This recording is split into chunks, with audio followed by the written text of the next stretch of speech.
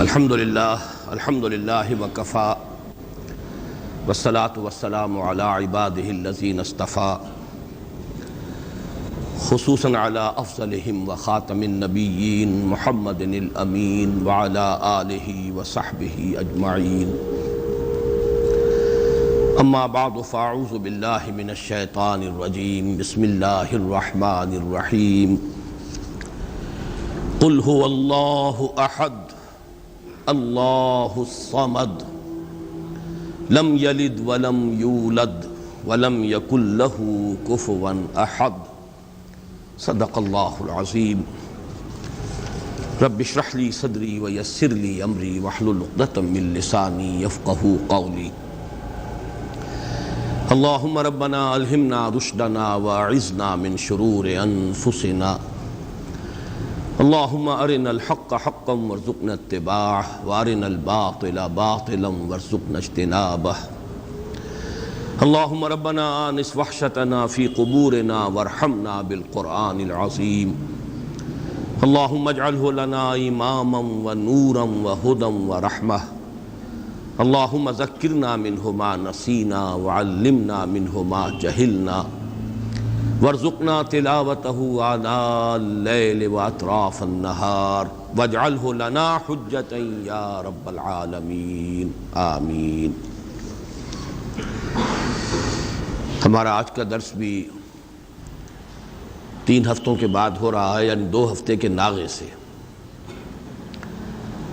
البتہ اب ارادہ یہ ہے اللہ تعالیٰ پورا کرائے کہ بقیہ 2 صورتیں جو آج کے بعد رہ جائیں گی، آج ہم سورہ اخلاص پڑھ رہے ہیں، پھر معوذتین رہ جائیں گی، تو ارادہ پختہ یہ ہے کہ اب ناغہ نہ ہو، اور 1 نومبر کو جمعہ آ رہا ہے تو 2 نومبر کو ہم سورۃ الفلق اور پھر 9 نومبر کو سورۃ الناس کا مطالعہ کر کے یہ سلسلے وار درس قرآن جو اب اپنے اختتام کو پہنچ رہا ہے، تو اس موقع پر ایک خصوصی تقریب کا بھی انعقاد کریں، اس لیے کہ اب اس کے بعد پھر اثر نو شروع سے قرآن حکیم کے درس کے سلسلے کا مجھے آغاز کرنا ہے، اور ارادہ یہ کیا ہے کہ آئندہ یہ درس ہفتے میں 2 مرتبہ، ہفتہ اور اتوار 2 دن تسلسل کے ساتھ، تاکہ پروگرس ہو سکے، اس لیے کہ یہ جو آخری منزل ہے ہماری سورہ حجرات کے بعد سے، اس کے دروس تو ریکارڈ ہو گئے ہیں، آڈیو میں بھی ویڈیو میں بھی، لیکن اس سے پہلے کے دروس شاذ ہی کہیں ہمارے پاس ریکارڈ میں ہیں۔ اب جیسا جتنا بھی اللہ کو منظور ہوگا ابتدا سے، تو اس میں چاہتا ہوں کہ رفتار کچھ زیادہ ہو، تو ارادہ یہ کیا ہے کہ ہر ہفتے 2 درس ہوں تاکہ ہماری رفتار کچھ تیز ہو سکے۔ ایک نکتہ میں نے اس سے پہلے 2 مرتبہ بیان کیا ہے، آج تیسری مرتبہ دہرا رہا ہوں۔ میں سوچ رہا تھا کہ کیوں میں اتنی تکرار کر رہا ہوں، تو ایک تو خیال یہ ہوتا ہے کہ ہر درس میں کوئی ہو سکتا ہے چند ہی لوگ ہوں لیکن نئے ہوتے ہیں، لیکن ایک یہ بھی کہ اگر کسی خیال کی طرف اللہ تعالیٰ نے ذہن کو منتقل کیا ہو اور یہ احساس ہو کہ اس سے پہلے شاید یہ بات کسی گوشے کی جانب سے سامنے نہیں آئی ہے، تو انسان کو فطری طور پر اس سے ایک طبعی لگاؤ ہو جاتا ہے۔ اور وہ نکتہ یہ ہے کہ قرآن حکیم کی جو آخری 10 آیات ہیں، یہ ایک مکمل قرآن ہے ان منیچر، قرآن ان منیچر، ایک چھوٹا سا قرآن۔ اور یہ کیوں ہے؟ اس لیے کہ ظاہر بات ہے، وہ جو مصرع زبان پر آ رہا ہے کہ بزم میں اہل نظر بھی ہیں، تماشائی بھی، انسانوں میں عوام بھی ہوتے ہیں، خواص بھی ہوتے ہیں، سنجیدہ طالب علم بھی ہوتے ہیں، اور ایسے بھی ہوتے ہیں کہ جو علم سے یا کوئی طبعی مناسبت نہیں ہوتی یا اتنے مواقع انہیں نہیں ملتے، تو پورے قرآن کا پڑھنا، اس کا سمجھنا، یہ تو ظاہر بات ہے کہ سب لوگوں کا نصیب تو نہیں ہے۔ لیکن یہ کہ یہ 10 صورتیں چھوٹی چھوٹی صورتیں یہ ایسی ہیں کہ جو اکثر و بیشتر نمازوں میں پڑھی جاتی ہیں، عام آدمی بھی ذرا سا بھی اگر مس ہو، لگاؤ ہو، کوئی دلچسپی ہو دین سے، تو ان 10 صورتوں کو تو یاد کر لیتا ہے۔ یہی وجہ ہے کہ تراویح کی نماز میں جہاں کوئی حافظ نہیں ہوتے، یا آخری ایام جو ہوتے ہیں ختم قرآن کے بعد، پھر ان میں انہی 10 صورتوں کو 2 مرتبہ پڑھ کر 20 رکعتوں میں وہ جو تلاوت کی جاتی ہے۔ تو ان میں نے غور کیا تو نظر آیا کہ ایک تو دین کے جو تمام بنیادی تصورات ہیں وہ سب جمع ہو گئے، یہاں تک کہ جو بڑی اہم اصطلاحات ہیں، دین، دین کا بنیادی مفہوم کیا ہے، دین کا اصطلاحی مفہوم کیا ہے، دین کی نسبت اصلاً کس کی طرف ہے، مجازی نسبت کس کی طرف ہے، یہ سارے معاملات، رب کا مفہوم، ربوبیت کے تقاضے، یہ تمام عبادت جو گردان ہوئی ہے، قل یا ایھا الکافرون لا اعبد ما تعبدون ولا انتم عابدون ما اعبد ولا انا عابد ما عبدتم ولا انتم عابدون ما اعبد۔ اب آپ دیکھیے کہ وہ بنیادی اصطلاح ہے اور اس کو کس طریقے سے تکرار کے ساتھ سامنے لایا گیا ہے۔ صلاۃ، یہ بھی اس کے اندر، فویل للمصلین الذین هم عن صلاتهم ساہون، سورۃ الکوثر میں فصل لربک وانحر ان شانئک هو الابتر۔ تو واقعہ یہ ہے کہ اگر یہ 10 صورتیں بھی انسان نے پڑھ لی، اور ظاہر بات ہے سورہ فاتحہ تو ہر مسلمان جانتا ہی ہے، پڑھتا ہی ہے، ہر نماز کی رکعت میں پڑھتا ہے، لیکن یہ 10 صورتیں بھی اگر کوئی عام انسان سمجھ لے تو واقعہ یہ ہے کہ دین کے جو بنیادی تصورات ہیں اس کی گرفت میں آ جائیں گے، پھر ان کو یاد رکھنا آسان، ان کو دہراتے رہنا آسان۔ دوسرا اسی کا ذیلی نکتہ یہ ہے کہ اس میں ایک عجیب ترتیب مجھے محسوس ہوئی کہ پہلی 7 صورتوں کا تعلق در حقیقت سیرت النبی سے ہے، اور آخری 3 جن میں سے پہلی آج ہم پڑھ رہے ہیں، یہ دین کی بنیادی تعلیم جو ہے توحید۔ عام طور پر سمجھا جاتا ہے کہ صرف سورہ اخلاص توحید کی صورت ہے، اصل میں معوذتین بھی توحید ہی کی صورتیں ہیں، یہ میں بعد میں بیان کروں گا، اس لیے کہ در حقیقت سورہ اخلاص کی جو دوسری آیت ہے، اللہ الصمد، اللہ ہی وہ ذات ہے جس کی پناہ طلب کی جا سکتی ہے، جس کی طرف رجوع کیا جا سکتا ہے، جس کی پشت پناہی جو ہے چاہی جا سکتی ہے۔ یہ پناہ میں آنا، پشت پناہی طلب کرنا، یہی تو معوذتین کا مضمون ہے۔ تو معوذتین در حقیقت دونوں جو ہے اس اللہ الصمد ہی کی شرح پر مشتمل ہے، اور یہ وہ توحید عملی ہے۔ بہرحال 3 صورتیں آخری جو ہیں وہ تو توحید کا نہایت عظیم خزانہ۔ پہلی 7 صورتوں میں ایک عجیب حسن ترتیب کے ساتھ سیرت کے مضامین ہیں۔ کسی بھی انسانی شخصیت کی سیرت لکھی جائے، اس کی لائف بائیوگرافی لکھی جائے، پہلی بات یہ ہوگی کب ولادت ہوئی، کہاں ولادت ہوئی۔ سورۃ الفیل کیا ہے؟ عام الفیل میں ولادت ہوئی ہے، اور وہ اصحاب الفیل کون تھے؟ جو خانہ کعبہ کو ڈھانے کے لیے ارادے سے آئے تھے، مکہ مکرمہ میں ہے، تو گویا کہ یہ حضور صلی اللہ علیہ وسلم کی ولادت کے ساتھ منسلک ہے سورۃ الفیل۔ پھر یہ کس قوم سے تھے، کس قبیلے سے تھے، کیا آپ کا خاندان کا حسب نسب کیا ہے؟ سورۃ القریش کیا ہے؟ قریش آپ کا قبیلہ ہے جس کے آپ ایک فرد ہیں، ان کا کیا مقام تھا، اللہ کے ان پر کیا احسانات تھے، کس طرح انہوں نے ان احسانات کی ناشکری کی ہے، یہ ہے سورۃ القریش کا مضمون۔ لإلاف قریش إیلافہم رحلۃ الشتاء والصیف فلیعبدوا رب ھذا البیت الذی اطعمہم من جوع وآمنہم من خوف۔ پھر تیسری صورت، جس ماحول میں آپ پیدا کیے گئے، جہاں آپ کو اپنا عظیم فرض منصبی ادا کرنا تھا، اس کے کردار اور اخلاق کا عالم کیا تھا، یہ جو سورہ مبارکہ ہے۔ ارأیت الذی یکذب بالدین فذلک الذی یدع الیتیم ولا یحض علی طعام المسکین فویل للمصلین الذین هم عن صلاتهم ساہون الذین هم یراؤون ویمنعون الماعون۔ یہ سارا کس کا بس بیان ہو رہا ہے؟ اہل مکہ کے حالات، ان کی اخلاقی پستی، دینی اعتبار سے جو زوال وہ آ چکا تھا، دین ابراہیمی کے جو مس کر چکے تھے، نماز کا حلیہ بگاڑ چکے تھے، کوئی نیکی تھی تو صرف ریاکاری کی نیکی تھی، حقیقت بر سے بالکل محروم۔ یہ وہ ماحول تھا جس میں کہ آپ کو یہ عظیم کام جو ہے سونپ کر بھیجا گیا، اصلاح کا اور انقلاب کا۔ پھر آپ کا ذاتی مقام و مرتبہ کیا ہے؟ انا اعطیناک الکوثر فصل لربک وانحر۔ اسی میں یہ کہ مخالفت ہوگی، لیکن آپ کے مخالفین خائب و خاسر ہوں گے، ناکام ہوں گے۔ ان شانئک ھو الابتر۔ قل یا ایھا الکافرون کیا ہے؟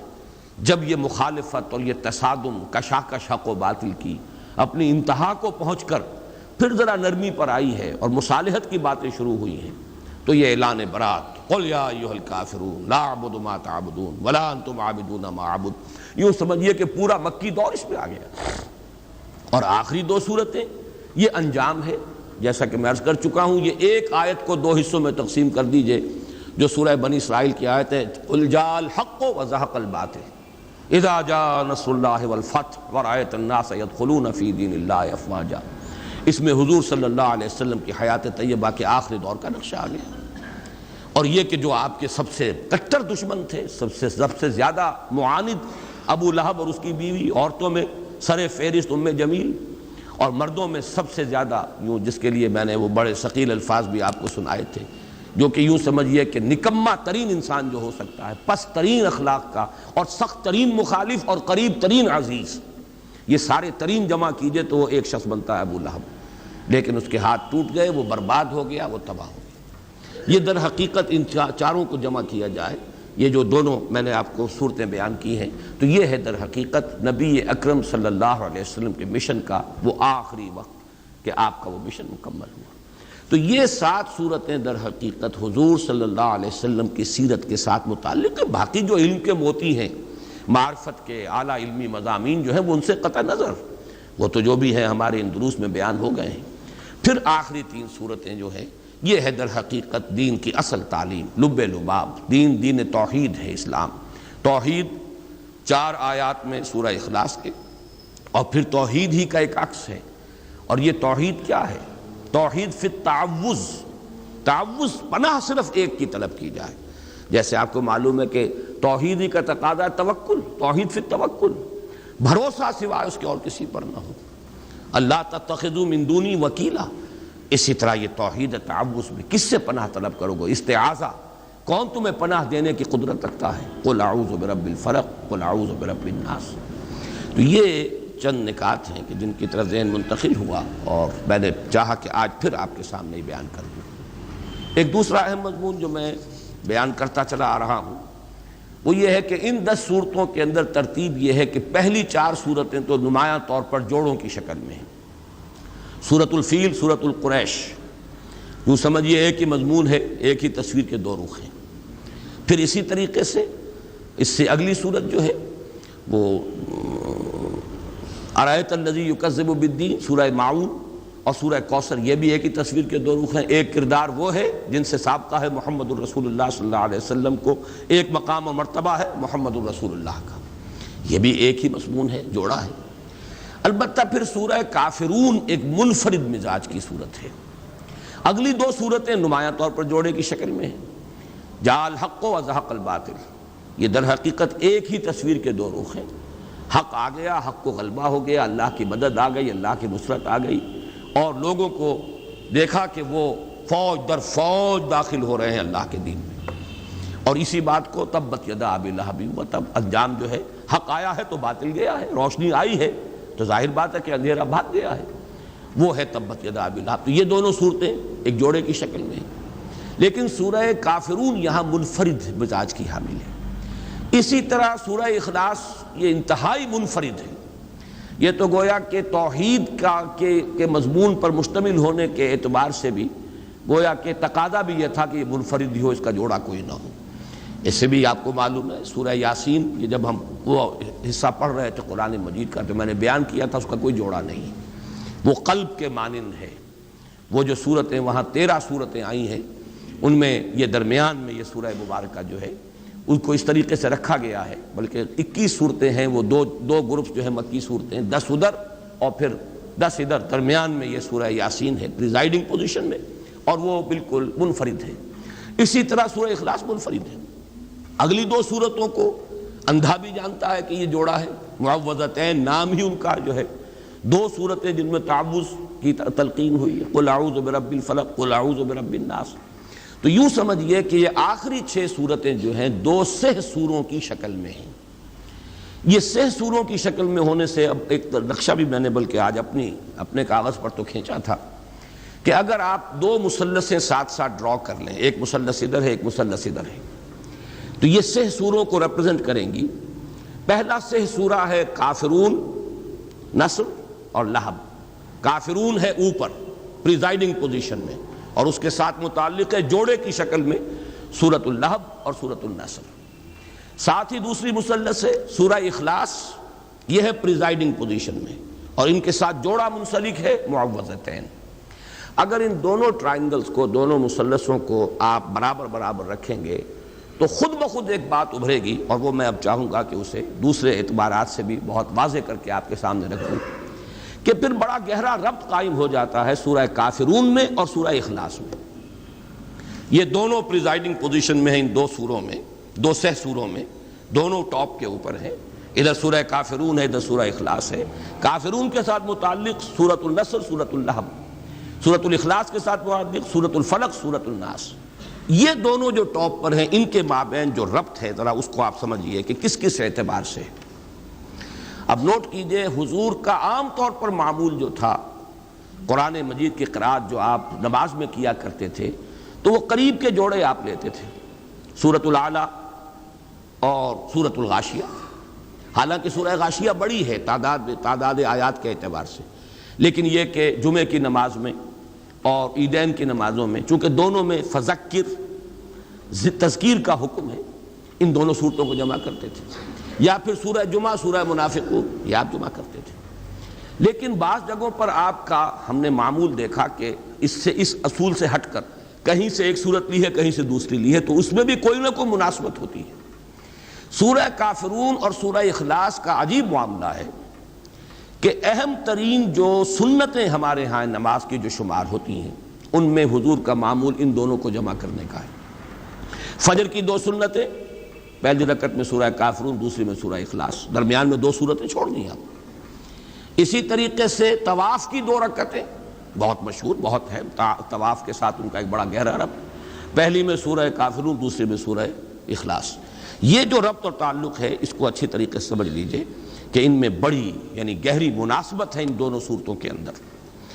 اور اسی کے ساتھ نوٹ کیجئے، یہی 2 صورتیں ہیں جن کے نام بے شمار ہیں اور ایک نام مشترک ہے۔ سورہ کافرون کے بارے میں یہ بات میں اس وقت بتانا بھول گیا کہ اس کا نام سورۃ الاخلاص بھی ہے۔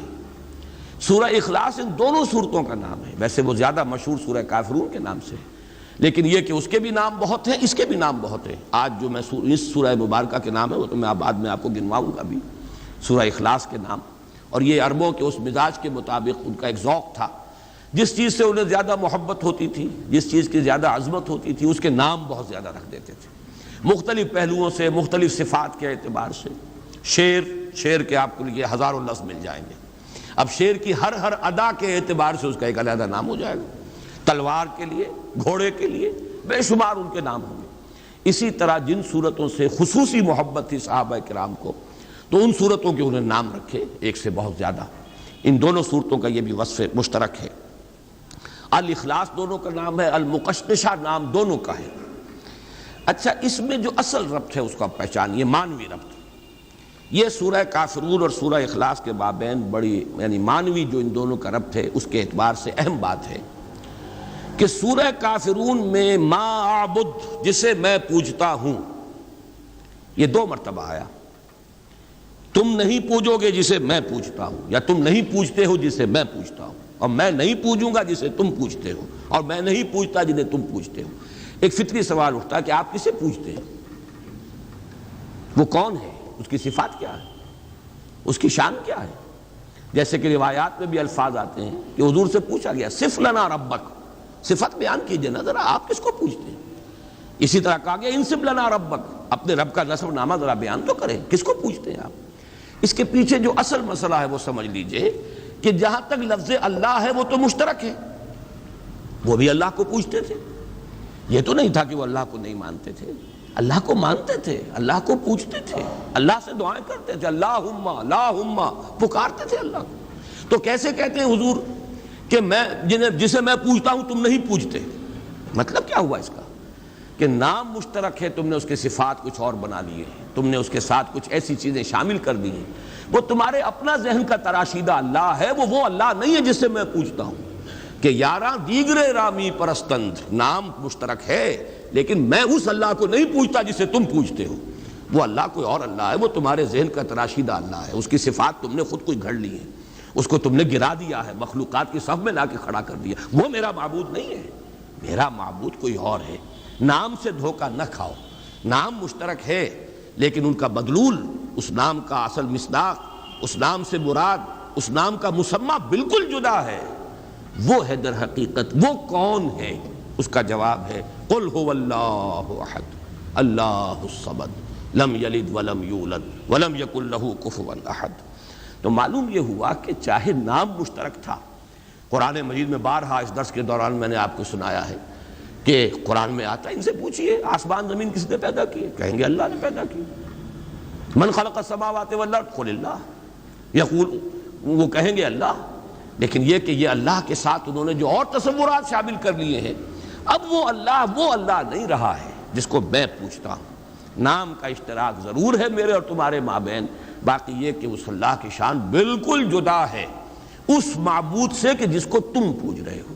اور وہ معبود کون ہے؟ وہ یہ ہے کہ جو اس سورہ مبارکہ میں بیان ہو رہا ہے، جس کی صفات کا، جس کی شانوں کا تذکرہ یہاں کیا جا رہا ہے۔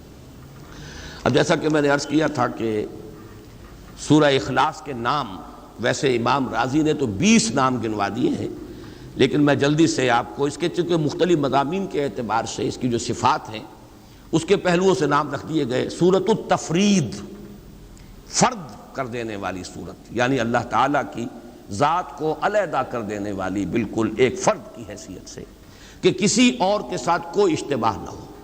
سورۃ التجرید، مجرد کر دینے والی، تمام وہ صفات جو ہیں کہ جن کے ساتھ متصف کر دیا گیا ہے دوسرے الہہ کو، ان سب سے علیحدہ کر دینے والی۔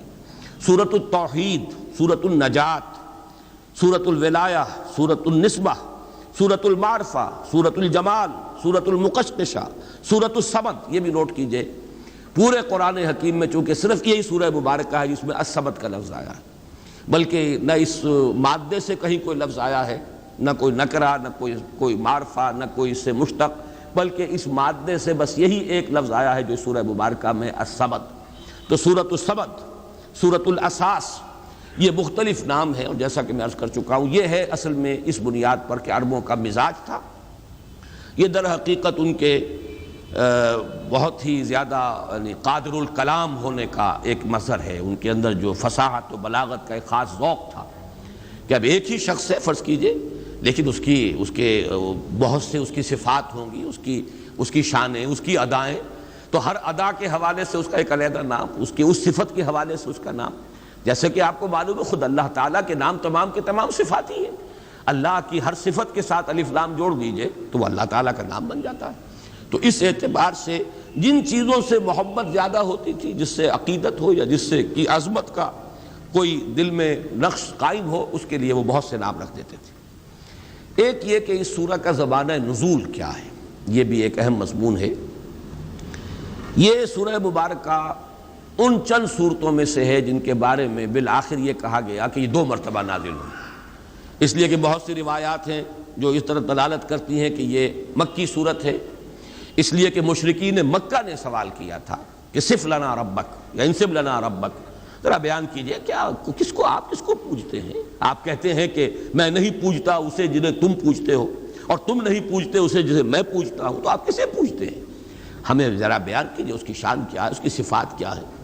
تو اس اعتبار سے مکے میں ہی یہ سورہ مبارکہ نازل ہوئی، بہت سی اس کی جو ہے وہ روایات موجود ہیں۔ بعض روایات یہ کہ یہود نے سوال کیا تھا کہ آپ اللہ کی توحید کا اور اللہ کو پر ایمان لانے کی جو دعوت دے رہے ہیں تو کیا صفات ہیں اس کی، تو یہ سورہ مبارکہ نازل ہوئی۔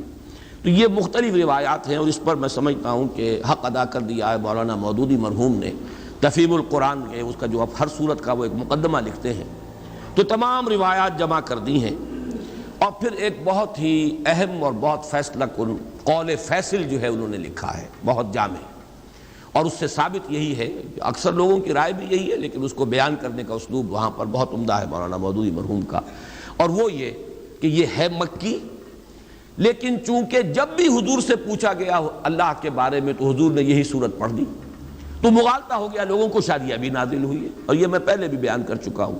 جیسے وہ مشہور واقعہ جو حضرت عمر رضی اللہ تعالیٰ عنہ کا حضور کے انتقال کے بعد جو جذباتی ایک کیفیت ہو گئی تھی، اور آپ نے تلوار کھینچ لی تھی اور فرمایا تھا کہ جو کہے گا کہ محمد کا انتقال ہو گیا اسے قتل کر دوں گا، تو یہ خاص جذباتی کیفیت تھی، ایک جذب کا عالم تھا۔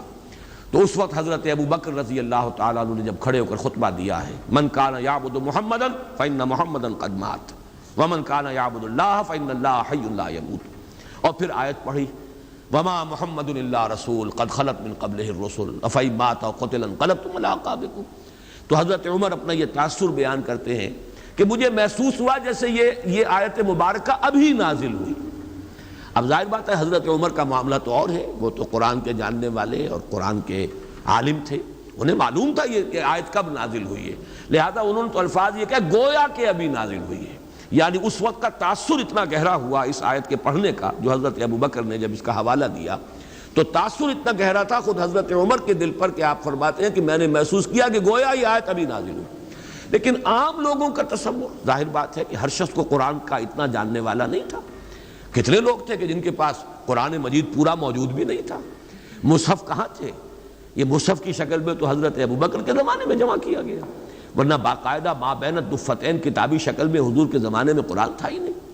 تو ایسے مواقع پر جب بھی کسی نے کوئی سوال کیا اللہ تعالیٰ کی ذات و صفات کے بارے میں اور حضور نے یہ صورت پڑھ دی، تو کسی شخص کو کہ جو اس مجمع میں موجود ہو یہ گمان ہو سکتا ہے کہ یہ صورت ابھی نازل ہوئی ہے، اس سوال کے جواب میں نازل ہوئی ہے۔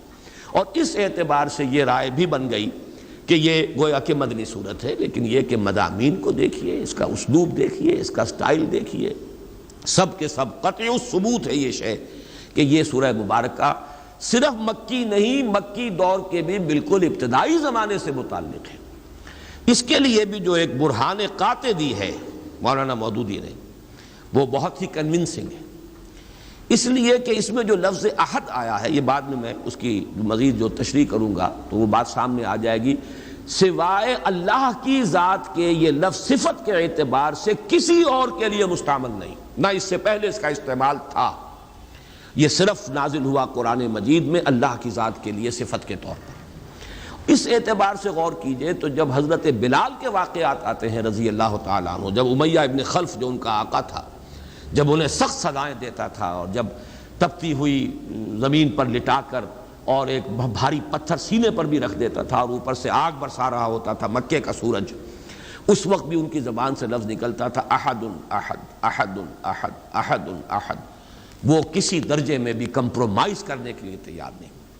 تو یہ احد اس وقت جو ان کی زبان سے نکل رہا ہے، یہ قطعی ثبوت ہے اس کا کہ یہ سورہ مبارکہ اس وقت نازل ہو چکی تھی، اور اسی کے حوالے سے قل هو اللہ احد اللہ الصمد، تو یہ احد کا لفظ جو ہے یہ تو بڑی قطعی میں سمجھتا ہوں کہ دلیل ہے اس بات کی کہ حضرت بلال، یہ سن 4 یا 5 کا واقعہ، یہ تعذیب المسلمین کا آغاز سن 4 میں ہوا ہے، سن 5 میں وہ اپنے عروج کو پہنچ گیا، پرسیکیوشن مسلمانوں کی، اور ان میں ظاہر بات ہے کہ سب سے زیادہ جو بھی اس کا نشانہ بنے اس تشدد کا، وہ غلاموں کے طبقے سے جو لوگ ایمان لائے تھے، تو یہ وہ دور ہے۔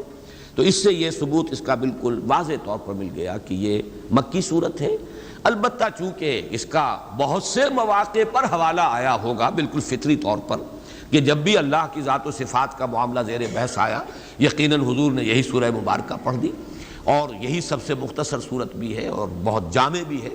اس اعتبار سے کچھ حضرات کو اگر یہ مغالطہ ہو گیا ہو کہ یہ مدینے میں نازل ہوئی ہے تو وہ بات قرین قیاس سے سمجھ میں آتی ہے۔ ایک اور موضوع میں چاہتا ہوں وہ بھی آپ کے سامنے واضح ہو جائے، پہلے بھی میں نے کہا لفظ استعمال کیے، جس چیز سے عربوں کو خاص محبت ہو جاتی تھی اس کے نام بہت سے رکھتے تھے، اس سورہ مبارکہ سے صحابہ کرام کو جس درجے شغف تھا، جتنی محبت تھی، اس کے ضمن میں کچھ واقعات بیان ہوئے۔ ایک روایت کے جو بخاری اور مسلم دونوں میں ہے اور اس کی راویہ ہیں حضرت عائشہ صدیقہ رضی اللہ تعالی عنہا، اس میں واقعہ بیان ہوا ہے کہ حضور نے کوئی دستہ بھیجا کسی مہم پر، اور ایک اس کے سردار ظاہر بات ہے امیر تھے، امیر الجیش، اب جہاں بھی نماز پڑھی جاتی تھی تو وہی امیر امام بھی ہوتے تھے، تو وہ ہر رکعت میں چاہے اور قرآن مجید کا کوئی حصہ پڑھے لیکن آخر میں قل هو اللہ احد ضرور پڑھتے تھے۔ کچھ لوگوں نے منع کیا یہ آپ کیوں کرتے ہیں، یا تو پھر قل هو اللہ احد ہی پڑھیے، یا یہ کہ جب آپ نے کچھ اور آیتیں پڑھ لی ہیں تو جو تقاضا ہے نماز کی ہر رکعت میں قرآن مجید کے پڑھنے کا وہ پورا ہو گیا، تو ہر رکعت میں آپ کیوں یہ سورہ اخلاص بھی تلاوت کرتے ہیں؟ تو انہوں نے کہا بھائی مجھے اس سے بڑی محبت ہے اور میں نہیں پڑھ سکتا قرآن مجید کی، یعنی نماز کی کوئی رکعت میرے لیے ممکن نہیں ہے کہ اس صورت کے بغیر۔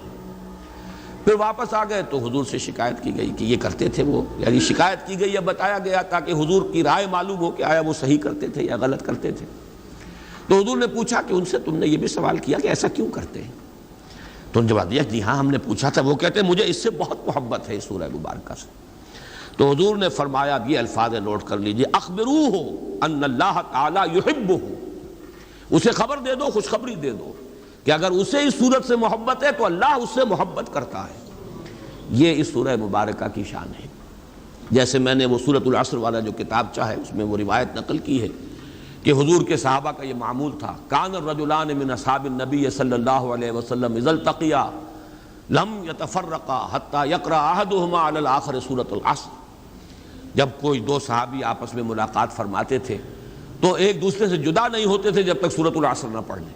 تو چونکہ وہ ہدایت، عملی ہدایت، وہ زندگی کے اندر کیا رخ اختیار کرنا ہے، اس کے اعتبار سے جامع ترین سورت جو ہے وہ سورۃ العصر ہے۔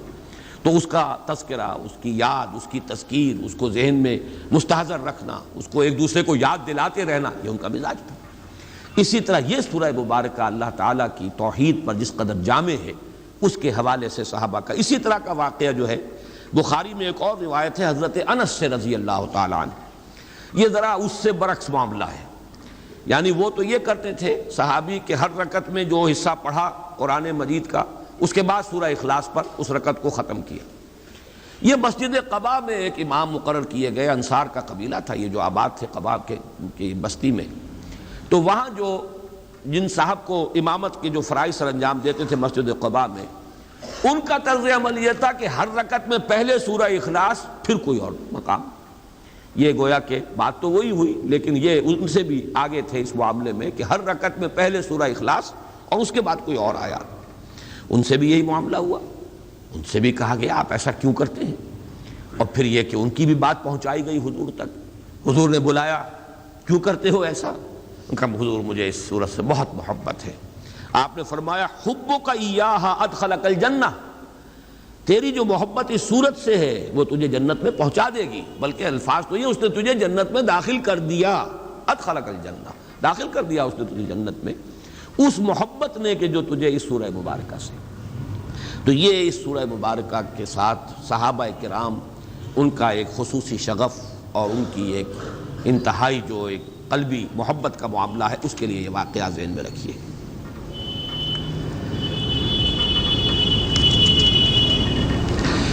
اس صورت کے بارے میں ویسے تعجب کے ساتھ بیان کر رہا ہوں کہ مولانا اصلاحی صاحب نے ایک جملہ لکھا ہے، بعض لوگ اسے ثلث قرآن کے مساوی قرار دیتے ہیں، حالانکہ صحیح ترین روایات میں یہ خود حضور کا قول ہے۔ یعنی مجھے حیرانگی اس پر ہے کہ اتنی صحیح، اچھا قول قبول بھی کر رہے ہیں، اس کی توجیہ بھی بیان کر رہے ہیں۔ یہ ثلث قرآن کیوں ہے؟ اس لیے ہے کہ اگر دین کا آپ تجزیہ کریں گے، دین کی جڑ و بنیاد ایمان ہے، ایمان کے 3 اجزاء ہیں، توحید، معاد اور رسالت۔ یہ 3 بنیادی آرٹیکلز آف فیتھ جنہیں آپ کہیں گے، ان کا نام مجموعی ایمان ہے۔ ایمان جڑ ہے، دین کی بنیاد ہے۔ لہذا جب 3 میں سے ایک کے اوپر یہ نہایت جامع صورت ہو گئی تو معلوم یہ ہوا کہ پھر یہ ثلث قرآن کے مسائل توجیہ بھی کر رہے ہیں، قول بھی نقل کر رہے ہیں، لیکن وہ قول جو محمد الرسول اللہ صلی اللہ علیہ وسلم کا ہے اور جو صحیح ترین احادیث میں وارد ہوا ہے، اس کی طرف بھی حوالہ اس طرح دینا یہ مجھے سمجھ میں نہیں آتا ہے۔ ظاہر بات ہے کہ یہ تفسیر کا حصہ، تدبر قرآن کا یہ حصہ مولانا اصلاحی صاحب نے اب اس عمر کو پہنچ کر لکھا ہے جس میں قوا ضعیف ہو جاتے ہیں، اور معلوم ایسا ہوتا ہے کہ کچھ حدیث نبوی سے کچھ ایسا بعد پیدا ہو چکا تھا مزاج میں کہ جہاں انہیں اختلاف ہے وہاں تو ظاہر بات ہے کہ وہ جس حدیث کو بھی چاہیں اٹھا کر پھینک دیں، وہ تو اس لیے کہ اختلاف ہے انہیں، اس کے اوپر جو جرح کرنی ہو، جو نقد کرنی ہو، لیکن جہاں اتفاق ہے، اس مضمون سے اتفاق ہے جو اس حدیث میں بیان ہوا، لیکن اس کا حوالہ بھی حدیث کے اعتبار سے نہیں دے رہے، میں اس پر سوائے تعجب کے اور کسی بات کا اظہار نہیں کر سکتا۔ اس کو ثلث قرآن قرار دیا خود محمد الرسول اللہ صلی اللہ علیہ وسلم۔ یہ روایت مسلم، صحیح مسلم میں ہے حضرت ابو الدرداء رضی اللہ تعالی عنہ سے، اور صحیح بخاری میں ہے حضرت ابو سعید الخدری رضی اللہ تعالی عنہ سے، اور حضرت ابن عباس اور حضرت انس سے بھی مروی ہے۔ مختلف روایات دوسری اور جو صحائف 7 کی کتابیں ہیں، بقیہ جو ہیں 4 کتابیں، ان میں روایات ہیں بہت سے صحابہ سے، اور اس میں یہ ہے کہ حضور نے فرمایا کہ کیا تم میں سے کسی شخص کے لیے یہ ممکن نہیں ہے کہ ہر رات 1/3 قرآن پڑھ لیا کرے؟ تو صحابہ نے عرض کیا حضور کس کے لیے یہ ممکن ہے؟ ظاہر بات ہے مشقت ہے، دن کی محنت ہے، وہاں کوئی اس طرح کے مرفہ الحال لوگ تو شاذ ہی کوئی ہوں گے، بڑی محنت اور مشقت کے ساتھ اپنے معاش کا معاملہ چلتا تھا۔ ثلث قرآن، 1/3 قرآن، 10 پارے قرآن ہر رات کو پڑھنا کس کے لیے ممکن ہے؟ تو آپ نے فرمایا سورہ اخلاص پڑھ لیا کرو، وہ ثلث قرآن کے مساوی ہے۔ اب یہ جو یعنی حدیث ہے جو اس سورہ مبارکہ کی عظمت اور اس کی فضیلت کو بیان کر رہی ہے، یہ حدیث جیسا کہ میں نے آپ کو بتایا مسلم شریف میں ہے، حضرت ابو الدرداء سے، بخاری شریف میں ہے، حضرت ابو سعید خدری سے، اور بقیہ کتابوں میں بھی ہے بہت سے صحابہ سے۔ اور اس کی وجہ کیا ہے؟ وجہ یہ ہے کہ یہ توحید کے موضوع پر جامع ترین صورت ہے۔ یہ میں اصل میں مضمون ذرا آج کے درس کے اختتام پر چاہتا ہوں لانا۔ ویسے یہاں صرف اشارہ کر دوں کہ آج سے کوئی 15 یا 17 سال قبل میں نے ایک تقریر ریڈیو پر کی تھی آیت الکرسی پر، وہ چھپی ہوئی بھی ہے۔ اس میں نے ایک بات کہی تھی جس کی میں اس وقت اصلاح کرنا چاہتا ہوں کہ اس میں مجھ سے ایک غلطی ہوئی بیان کرنے میں۔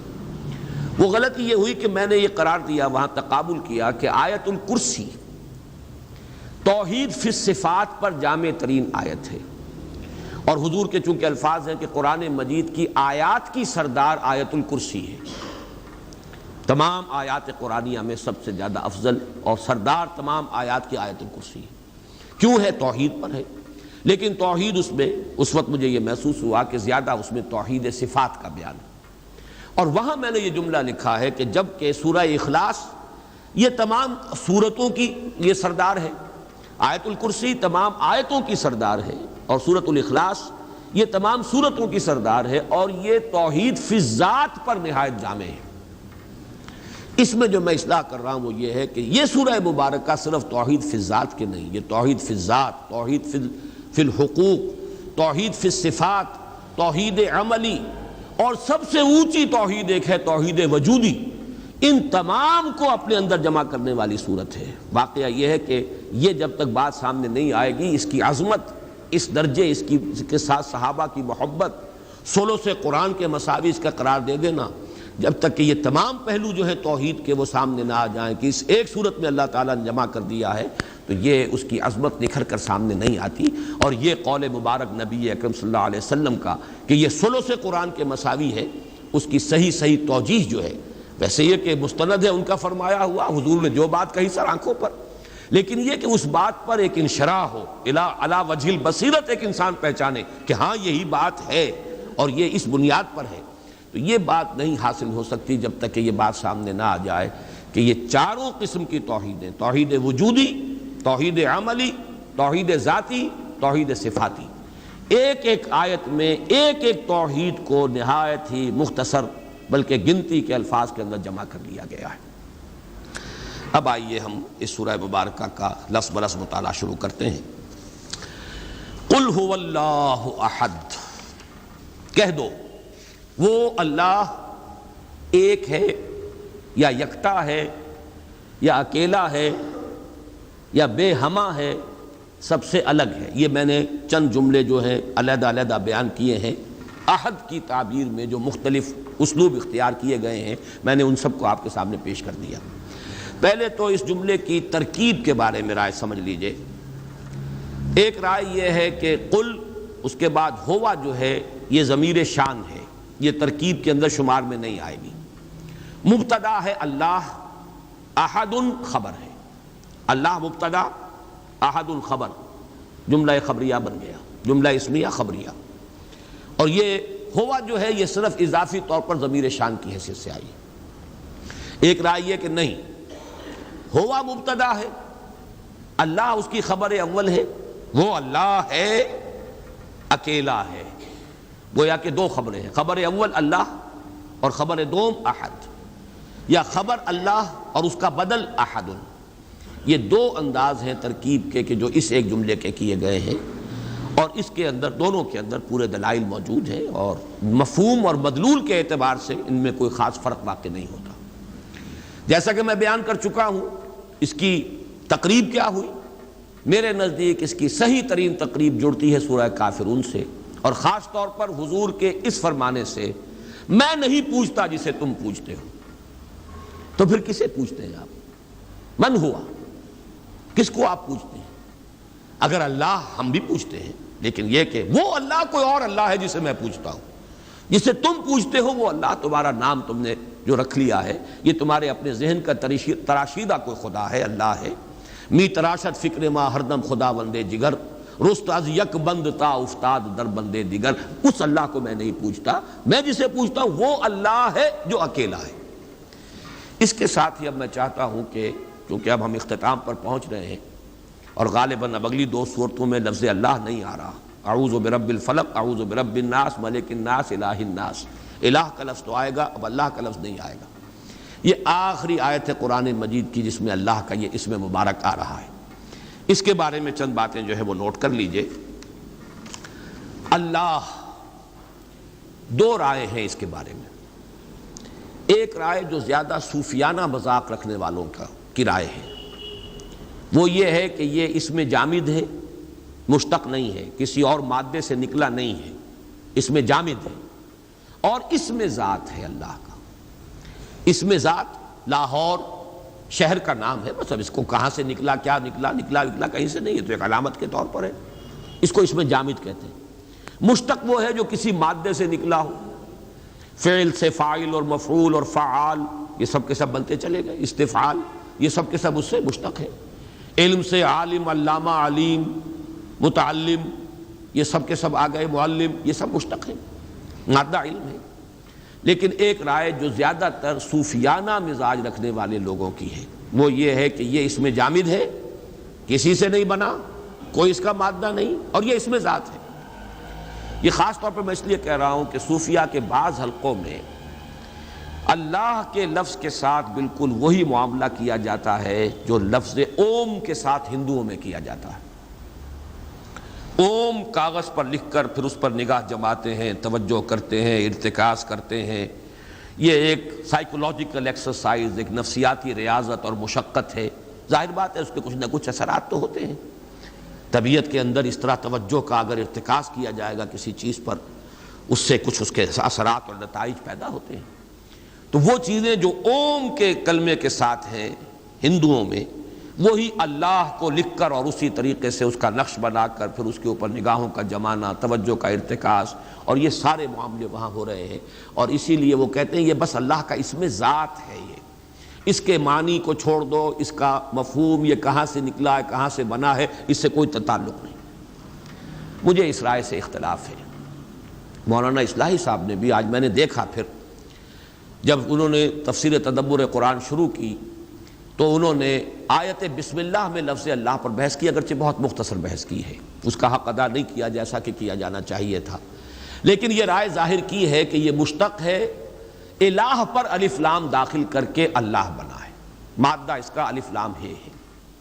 یہ گویا کہ وہ جو صوفیانہ مزاج کی بات ہے، گویا کہ اس کی نفی کی، چاہے اس کا تذکرہ انہوں نے نہیں کیا، لیکن میں حیران ہوا ہوں کہ یہاں سورہ اخلاص پر آ کر انہوں نے یہ لکھ دیا ہے روا روی میں یہ اسم ذات ہے اللہ کا، حالانکہ اسم ذات قرار دینا اس کے تقاضے بالکل کچھ اور ہیں، وہ تو پھر اسم جامد ہے، اور یہ صوفیاء کا مسلک و مشرب ہے، جبکہ نحویین کا سب کا تقریباً اتفاق ہے اس بات پر جو مولانا اصلاحی نے آیت بسم اللہ میں لفظ اللہ کی بحث میں لکھی ہے، اسی سے مجھے اتفاق ہے، پہلے بھی تھا آج بھی ہے، کہ یہ بھی اللہ کا ایک صفاتی نام ہے۔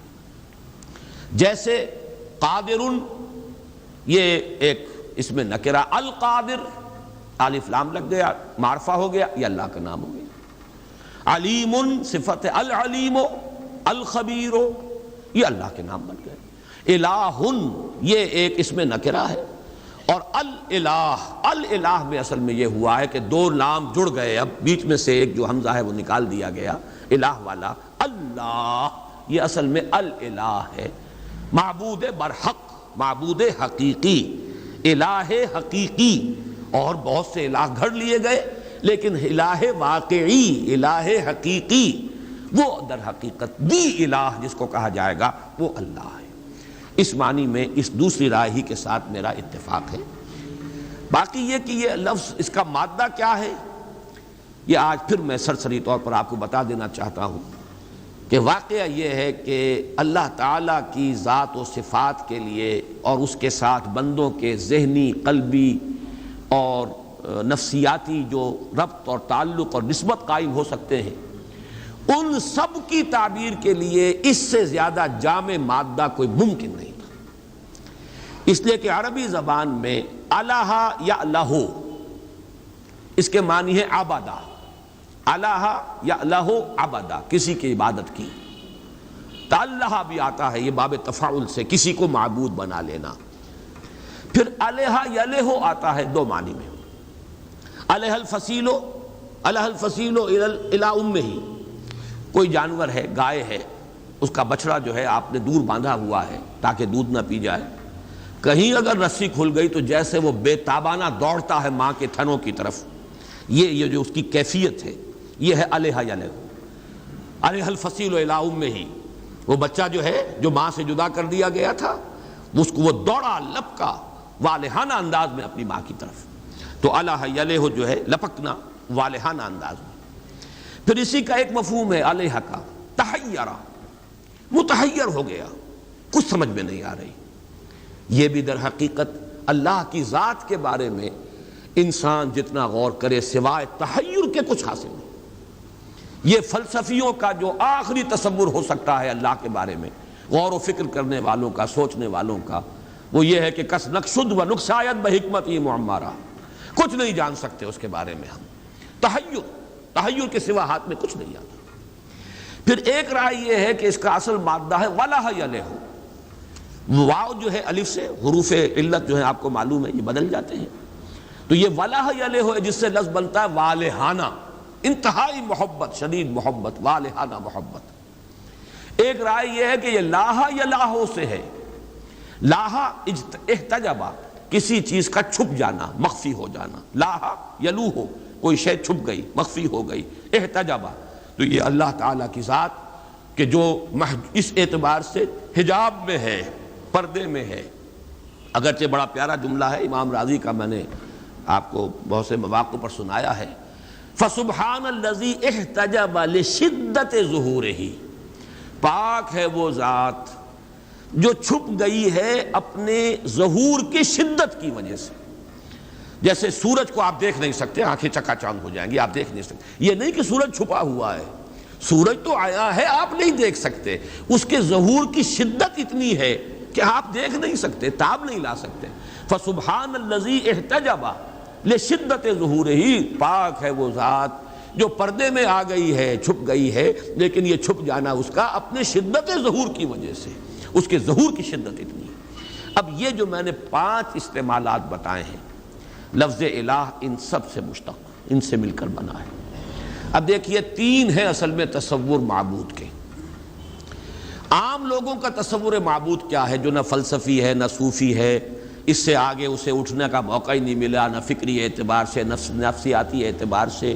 عام آدمی ہے، محنت کرتا ہے، مزدوری کرتا ہے، ہل چلاتا ہے، کچھ اینٹیں ڈھوتا ہے، بہرحال اس کا بھی ایک تصور تو ہے۔ اس کا تصور کس سے ہے؟ اس کی احتیاجات ہوتی ہیں، اس کو تکلیفیں آ جاتی ہیں، اسے بیماری آ جاتی ہے، کسی کو وہ پکارتا ہے، کوئی میرا مددگار، کوئی ہے جو مجھے ان مصائب سے چھٹکارا دلا دے، کوئی ہے جس کی پناہ میں طلب کر سکوں، کوئی میرا مددگار ہے۔ یہ جو کسی کی طرف رجوع کرنا ہے اپنی احتیاج میں، اپنی مشکلات میں، یہ معبود کا ایک سب سے زیادہ جو پریمیٹو تصور ہے۔ ایک عام انسان کا تصور جو ہے وہ وہی ہے، جیسے بچہ اپنی والدہ کو سمجھتا ہے میری محافظ یہ ہے، مجھے دودھ یہ دیتی ہے، مجھے بچاتی یہ ہے۔ سب سے چھوٹا بچہ تو ظاہر بات ہے ماں کے سوا جانتا ہے کس کو ہے، وہ تو اسی کی چھاتیوں کی طرف لپکتا ہے، اس کی ساری ضرورت جو ہے وہ وہاں سے پوری ہو رہی ہے۔ اور اس کے بعد بھی جیسے جیسے ذہن کھلتا ہے پھر والدین ہیں، والد کا اس کو تصور حاصل ہوتا ہے، بھائیوں کا، بہنوں کا، کنبے کا، اپنے قبیلے کا۔ لیکن یہ جو ہے کہ اپنی ضروریات کے لیے کسی کی طرف رجوع کرنا، مدد کی ضرورت ہو تو کس کو پکاروں، کہیں کو ضرورت ہو تو کس سے جا کر درخواست کروں کہ میری ضرورت پوری کر دے، یہ ہے تصور کہ جو ایک عام انسان کا ہے، اور عبادت کا تقاضا اس میں ابھرتا ہے در حقیقت اس اعتبار سے۔ اس اعتبار سے تو وہ الہ الفصیل الی امہ، جیسے کہ بچہ لپکتا ہے ماں کی طرف، ایسے ہی فطرت انسانی میں ایک لپک موجود ہے، کسی ہستی کی طرف وہ لپکتا ہے اپنی دستگیری کے لیے، اپنی مدد کے لیے، اپنی مشکل کشائی کے لیے، اپنے مسائل کے حل کے لیے۔ یہ ہے تصور عوام کا۔ اس سے اوپر تصور فلاسفہ کا، اہل منطق کا، سوچتے چلے جائیں، غور و فکر کرتے چلے جائیں، ایک جگہ آ کر رکنا پڑتا ہے اور سوائے اس کے کچھ نہیں کہہ سکتے کہ کچھ نہیں سمجھ سکتے۔ اس کی ذات ما ورا، وراء الورا، وراء الورا، وراء الورا، ہمارے وہم سے، خیال سے، تصور سے، تخیل سے سب سے بعید، کوئی اس کا تصور نہیں، کوئی اس کے بارے میں ہم کچھ نہیں کہہ سکتے۔ ہمارے ہاں بھی متکلمین نے درجے قائم کیے ہیں ذات بحت صفات کے معاملے میں بھی وہ کہتے ہیں وہ صفات کا تصور بھی جو ہے اللہ کی ذات جو ہے در حقیقت اس سے بھی بہت بلند ہے کہ اس کے ساتھ کسی صفت کا بھی تصور کیا جائے، اس لیے کہ صفات میں سلبی صفات بھی ہیں، صفات میں انفعالی صفات بھی ہیں۔ اللہ خوش ہوتا ہے، اللہ ناراض ہوتا ہے، یہ انفعالی کیفیت ہے۔ آپ کے کسی دوست نے آپ کے لیے کوئی اچھا کام کیا تو آپ خوش ہوئے نا، یہ خوشی پیدا ہوئی ہے رد عمل کے طور پر کسی کے طرز عمل سے یا کسی شے کو دیکھ کر، یہ ایک انفعالی صفت ہے۔ آپ کو غصہ آتا ہے، اللہ غضبناک ہوتا ہے، غضب اللہ تعالی واہتز لہ العرش، اللہ غضبناک ہوتا ہے یہاں تک کہ اس کا تخت کانپنے لگتا ہے، لیکن یہ انفعالی کیفیت ہے۔ کسی نے کچھ آپ کا بگاڑا ہے، کسی نے بغاوت کی ہے، کسی نے توہین کی ہے، کسی نے آپ کے ساتھ کوئی ناروا معاملہ کیا ہے تو اس کے رد عمل میں یہ غضب پیدا ہوا۔ تو اس اعتبار سے ہمارے متکلمین بھی پہنچتے ہیں ذات بحت وہ تو صفات سے بھی گویا کہ معرہ، بالکل وہ ہر کیفیت سے انفعالی اور ان تمام چیزوں سے ماورا، لیکن بہرحال وہ تو ایک دور کی بات ہے۔ البتہ جیسے کہ میں نے عرض کیا ذات کے بارے میں سوائے تحیر کے اور کچھ حاصل نہیں، یہ فلاسفہ کا تصور ہے، وہ ذات جس کی کنہ سمجھ میں نہیں آ سکتی، جس کو کہ میں نے بارہا آپ کو سنایا ہے۔ حضرت ابوبکر صدیق رضی اللہ تعالی عنہ اور حضرت علی رضی اللہ تعالی عنہ دونوں کے مقولوں سے مل کر وہ ایک شعر بن جاتا ہے۔ حضرت علی کا ہے والبحث عن کنہ الذات اشراک، اور حضرت ابوبکر کی طرف منسوب ہے یہ قول کہ العجز عن درک الذات ادراک، اللہ تعالیٰ کی ذات کے ادراک سے عاجز ہو جانا ہی ادراک ہے، بس اس کے سوا ہم کچھ نہیں جان سکتے کہ اسے ہم نہیں جان سکتے۔ معلومم شد کہ ہیچ معلوم نہ شد، یہ بھی بہت بڑی معرفت ہوتی ہے کہ آدمی کو معلوم ہو جائے کہ میرے علم کی رسائی بس یہیں تک ہے، اس سے آگے نہیں ہے۔ یہ سب سے بڑی معرفت یہ ہے، انسان کو معلوم ہو کہ میں کہاں تک پہنچ سکتا ہوں، کہاں سے آگے میری رسائی نہیں ہے۔ اس اعتبار سے العجز اندر کی ذات ادراک، اللہ کی ذات کے ادراک سے عاجز ہو جانا ہی ادراک ہے۔ والبحث عن کنہ الذات اشراک، اور اللہ کی ذات میں کوئی کنہ میں اس کی اگر آپ ماہیت کو سمجھنے کی کوشش کریں گے تو شرک میں مبتلا ہو جائیں گے، اس لیے کہ کوئی نہ کوئی نقشہ ذہن میں جمائیں گے اور وہ نقشہ اس ذات کا ہے ہی نہیں، وہ آپ کے ذہن میں آ ہی نہیں سکتا، تو یہ تو کوئی آپ کا اپنا ڈرا کیا ہوا نقشہ ہے، آپ کے اپنے ذہن کا تراشیدہ خدا ہے۔ می تراشد فکر ماں ہر دم خدا وندے دیگر، میرا فکر تو ہر وقت ایک نیا خدا بناتا رہتا ہے اپنے ذہنی سطح کے مطابق۔ ہر شخص کی ذہنی سطح علیحدہ ہے، پھر یہ کہ ہر شخص کی ذہنی سطح میں تبدیلی آ رہی ہے، ارتقاء ہو رہا ہے، تو اگر تو اپنے ذہن سے خدا کو بنانا ہے تو وہ تو ہر لحظہ ایک نیا خدا بنا لیں گے آپ، اس لیے کہ آج آپ کی ذہنی سطح کچھ اور تھی اور کل کچھ اور ہوگی۔ اس اعتبار سے والبحث عن کنہ الذات اشراک، یہ تحیر الہا، تحیر ہو جائے۔ اور ایک ہے توحید صوفیہ کی، لا مقصود الا اللہ، لا محبوب الا اللہ، لا مطلوب الا اللہ، یہ ہے در حقیقت محبوب ہونے کا تصور، والہانہ محبت اللہ سے، جس کو قرآن کہتا ہے والذین آمنوا اشد حبا للہ۔ اب یہ کہہ دینا آسان ہے، لیکن یہ کہ اس محبت کی تو کوئی اگر رمز شناسی بھی جو ہے انہی کو ہوگی جنہیں کوئی نہ کوئی اس کی کوئی تجربہ ہوا ہو، ورنہ یہ ہے کہ ذہناً مان لینا، عقلاً مان لینا، یہ کچھ اور شے ہے۔ اور واقعتاً انسان کے جذباتی ارتکاز ہو جائے، محبت کا ارتکاز اللہ کی ذات پر، تو یہ والذین آمنوا اشد حبا للہ، تو والہانہ، ان تمام کو جمع کیجئے تو لفظ الہ بنتا ہے۔ اور انسان، یہ میں نے ڈاکٹر رفیع الدین کے حوالے سے اس فلسفے کو بارہا بیان کیا، آج صرف حوالہ دے رہا ہوں کہ چونکہ فطرت انسانی میں یہ طلب ہے، لہذا اگر کوئی انسان اللہ کی ذات تک نہیں پہنچ پاتا، معرفت کا قصور رہ گیا، کمی رہ گئی، تو کسی نہ کسی کو اللہ بنائے گا اور اس کو پوجے گا، یہ اس کی مجبوری ہے۔ جیسے آپ کا پیٹ کھانے کو مانگتا ہے، اعلیٰ غذا مل جائے تو کیا کہنے، نہیں ملے گے تو سوکھی روٹی بھی کھائیں گے آپ، یہاں تک کہ ہو سکتا ہے کہ آپ کوئی لاش پڑی ہوئی ہو مردار، اس کے اندر بھی منہ مارے، بھوک کی شدت۔ شریعت اگر اجازت دیتی ہے فَمَنِ اسْتُرَّ غَيْرَ بَاغٍ وَلَا عَادٍ فَلَا إِثْمَ عَلَيْهِ، اور بار بار یہ آ رہا ہے تو آخر کوئی حقیقت ہے کہ مردار کو بھی کھاتا ہے انسان۔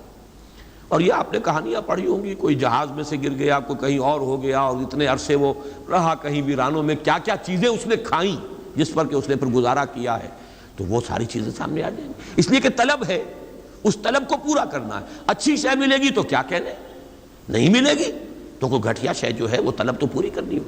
اسی طرح کسی کو پوجنا، کسی سے محبت کرنا، کسی کو اپنا مطلوب بنانا، کسی کو آدرش بنانا، کسی کو آئیڈیل بنانا، کسی کو نسب العین بنانا، یہ فطرت انسانی کا تقاضا ہے۔ اگر خدا کو نہیں بناؤ گے کسی اور شے کو بناؤ گے، خدا کو نہیں بناؤ گے اولاد کو بناؤ گے، خدا کو نہیں بناؤ گے پیسے کو بناؤ گے، خدا کو نہیں بناؤ گے شہرت کو بناؤ گے۔ اللہ مطلوب و مقصود نہیں بنے گا تو دنیاوی وجاہت بن جائے گی، نام ہو جائے میرا، دولت ہو جائے میرے پاس، کوئی نہ کوئی شے۔ وطن کو بنا لو گے، وطن پر نثار ہوگے، وطن پر جانے نچھاور کرو گے، وطن کے لیے جیو گے، وطن کے لیے مرو گے۔ قومیت کو بنا لو گے، قومیت کے لیے گندا سا گندا کام بھی کر جاؤ گے اور اعلیٰ سے اعلیٰ قربانی بھی دے جاؤ گے۔ قومیتوں کے لیے کیا نہیں ہوتا، قومیت ہو، وطنیت ہو، کوئی آئیڈیل ہو، کسی نہ کسی شے کو ہر باشعور انسان وہ اپنا مطلوب و مقصود بناتا ہے لا محالہ۔ بس مبارک ہے وہ، کامیاب ہے وہ جن کا ذہن، جن کی معرفت ذات باری تعالیٰ تک پہنچ جائے۔ وہی محبوب، وہی مطلوب، لا مطلوب الا اللہ، لا مقصود الا اللہ، لا محبوب الا اللہ۔ یہ ہے در حقیقت تیسرا تصور، یہ بلند ترین تصور ہے۔ ذہن میں رکھیے، عامیانہ تصور معبود کا بحیثیت مشکل کشا، بحیثیت رازق، بحیثیت دستگیر، بحیثیت مددگار، یہ ہے معبود کا ایک تصور۔ یہ ہے عام آدمی کا تصور۔ وہ عام آدمی اس سطح تک بھی اگر توحید پر آ گیا، اس کے سوا کوئی مشکل کشا نہیں، اس کے سوا کوئی حاجت روا نہیں، اس کے سوا کوئی روزی رساں نہیں، اس کے سوا کوئی مددگار نہیں، اس کے سوا کوئی نہیں کہ جو آپ کو تکلیف سے نجات دے سکے، توحید مکمل ہو گئی اس کی ذہنی سطح یہی ہے، اس سے آگے کا وہ مکلف نہیں ہے۔ سوچنے سمجھنے والے فلاسفہ، غور و فکر کرنے والے، وہ پھر یہ کہ وہ ذات جس کو نہیں سمجھ سکتے، بس ہے، جس پہ این بردان کہ ہست ہے ضرور، کیا کیسا ہے، کون ہے، یہ ہم نہیں جانتے۔ دور بینان بارگاہ الست جو زدی پہ نبردان کہ ہست ہے ضرور، کوئی نہ کوئی ہے۔ یہ جس کو کہ میں نے اقبال کے حوالے سے آپ کو بتایا کہ اقبال کہتے ہیں کہ کائنات کانسیپٹ ہے، گاڈ از پرسیپٹ۔ جیسے میں نے اس کو چھوا اور مجھے معلوم ہوا کہ ایک سخت سطح ہے یہاں پر ہے، یہ پرسیپشن ہے میری، کنسیپشن کچھ اور ہے، تصور ذہن کے اندر نقشہ بن گیا۔ خدا کا تصور ہم قائم نہیں کر سکتے، لیکن خدا کے ساتھ ہمارا جو باطنی رشتہ ہے کہ اندر محسوس ہوتا ہے کہ ہے، جس کی مثال بھی میں نے دی تھی، بعض حضرات کے شاید علم میں نہ ہو، کہ جیسے میں اس وقت اس دیوار کو دیکھ رہا ہوں تو ایک تصور میرے ذہن میں قائم ہوا، دیوار اتنی لمبی ہے، اتنی چوڑی ہے، اتنی اونچی ہے، یہ دیوار جو ہے سفید رنگ اس پر ہوا ہے، میں نے ایک تصور قائم کر لیا۔ فرض کیجئے کہ میں اندھا ہوں، میں نہیں دیکھ سکتا، میں جاتا ہوں اور ہاتھ لگا کر دیکھتا ہوں دیوار ہے، کتنی لمبی ہے مجھے نہیں پتا، اس لیے کہ وہ کانسیپٹ تو صرف میرے اس ٹچ سے نہیں ہو گیا، یہ تو ایک یک رخا، ایک ون سائیڈڈ میرا اس وقت ایک پرسیپشن ہے، لیکن ہے، یہ میں جس زور سے کہوں گا ہے، دیوار ہے۔ تو ذات باری تعالیٰ کے لیے بس انسان کے پاس یہی ہے کہ ہے، دور بینان بارگاہ الست جس پہ این بردان کہ ہست، بس یہ ہست ہے، باقی کیا ہے، کیسا ہے، یہ ویسے تو ہم بہرحال مسلمان ہونے کے ناطے اللہ کو ہم مانتے ہیں اسماء و صفات کے ساتھ، تو ہم اس کی صفات کو مانتے ہیں، لیکن تجزیہ کیجئے تو صفات کے بارے میں بھی ہمیں کیا پتا ہے؟ اللہ دیکھتا ہے، کیسے دیکھتا ہے یہ تو نہیں پتا، کتنا دیکھتا ہے یہ بھی ہمیں نہیں پتا، یعنی اس کی بھی اصل حقیقت جو ہے دیکھنے کی وہ تو ہمیں نہیں معلوم۔ اللہ کی کوئی ایسی آنکھیں تو نہیں جس سے وہ دیکھتا ہو، ہمارا دیکھنا تو روشنی کا محتاج ہے، روشنی ہو تو ہم دیکھ سکیں گے، کیا اللہ کا دیکھنا بھی کسی شے کا محتاج ہے؟ قطعاً نہیں۔ تو ہم تصور کیجئے اللہ کا دیکھنا کیا ہے، کچھ نہیں معلوم، ہمیں یہ معلوم ہے وہ دیکھتا ہے، ہمیں یہ معلوم ہے علی کل شیء قدیر، قدرت کتنی ہے اس کی، قدرت کی شان کیا ہے، کیا معلوم ہے؟ تو معلوم یہ ہوا کہ صفات کے بارے میں بھی تجزیہ کریں تو ہمارے ہاتھ پلے ہے کیا؟ وہ سوائے اس کے کہ ہم ایک صفت، اس کی ایک مبہم کیفیت کو جانتے ہیں، وہ سمیع ہے، وہ بصیر ہے، وہ خبیر ہے، وہ قدیر ہے، وہ الحی ہے، وہ القیوم ہے، لیکن اس کی زندگی، ہمارا تو زندگی کا تصور اعلیٰ ترین زندگی تو ہمارے پاس ہے مخلوقات میں سے، اس زندگی کے ساتھ 100 طرح کی لیمیٹیشنز ہیں، 100 طرح کی مجبوریاں ہیں، لیکن یہ کہ کیا اللہ تعالیٰ کی زندگی بھی اس زندگی پر قیاس کی جا سکتی ہے؟ معاذ اللہ۔ تو معلوم یہ ہوا کہ اللہ تعالیٰ کی ذات کے بارے میں تحیر کے سوا کچھ نہیں۔ تیسرا ہے تصور جو سب سے بلند ہے، وہ محبوب حقیقی، مطلوب اصلی، لا مطلوب الا اللہ، لا مقصود الا اللہ۔ ایک چوتھا تصور ہے، وہ میں بعد میں عرض کروں گا۔ بہرحال قل هو اللہ احد، اب یہاں لفظ احد پر آئیے، اس لفظ کو بھی نوٹ کیجئے۔ ویسے تو عام خیال یہ ہے کہ یہ وحد ان کی بدلی ہوئی شکل ہے، چنانچہ عام رائے یہ ہے کہ احد اور واحد ہم معنی ہیں۔ اکثر مفسرین نے اردو میں جو ترجمے کیے مترجمین نے، وہ کہو اللہ، وہ اللہ ایک ہے، اگرچہ اس پر خاصا اعتراض وارد ہوتا ہے۔ وہ بھی اللہ کو ایک مانتے تھے، صرف اس کے ساتھ کسی اور کو ایڈ کر لیا تھا، اس اللہ کو تو دو نہیں مانتے تھے۔ وہ جو بڑا اللہ تھا وہ تو ان کے نزدیک بھی ایک ہی تھا، اور ایک تو ہر شے ایک ہوتی ہے، جو معبود ہے 10 تو ان میں سے بھی ہر ایک اپنی جگہ پر تو ایک ہے، ایک کمپوزڈ ایک اس کا وجود ہے۔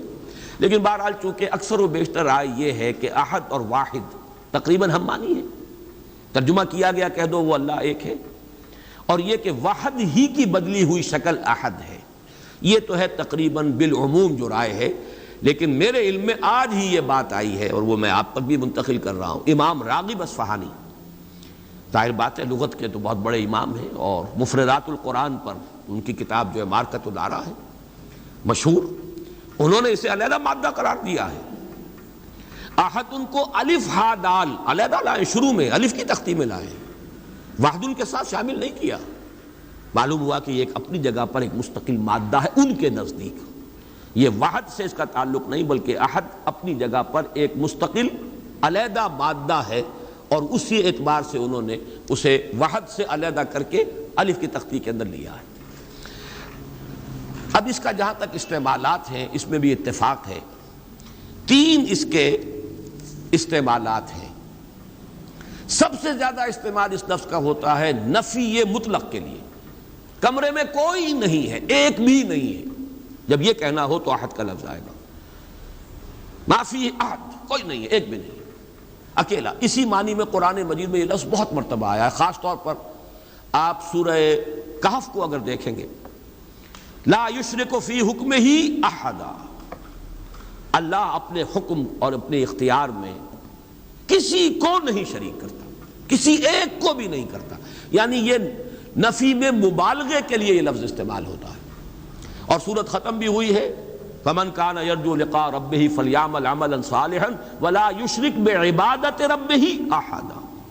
احد کا اکثر و بیشتر استعمال عربی زبان میں نفی مطلق، کوئی نہیں، کوئی بھی نہیں، ایک بھی نہیں، جب اس کو کہنا ہو تو لفظ احد کا سہارا لیا جاتا ہے۔ یا پھر یہ لفظ آتا ہے مضاف یا مضاف الیہ ہو کر، جیسے عشرات کے ساتھ آئے گا، احد عشر کوكبا، یا احد و عشرون جمع کر کے، یہ گنتی کے ساتھ یہ مضاف ہو رہا ہے۔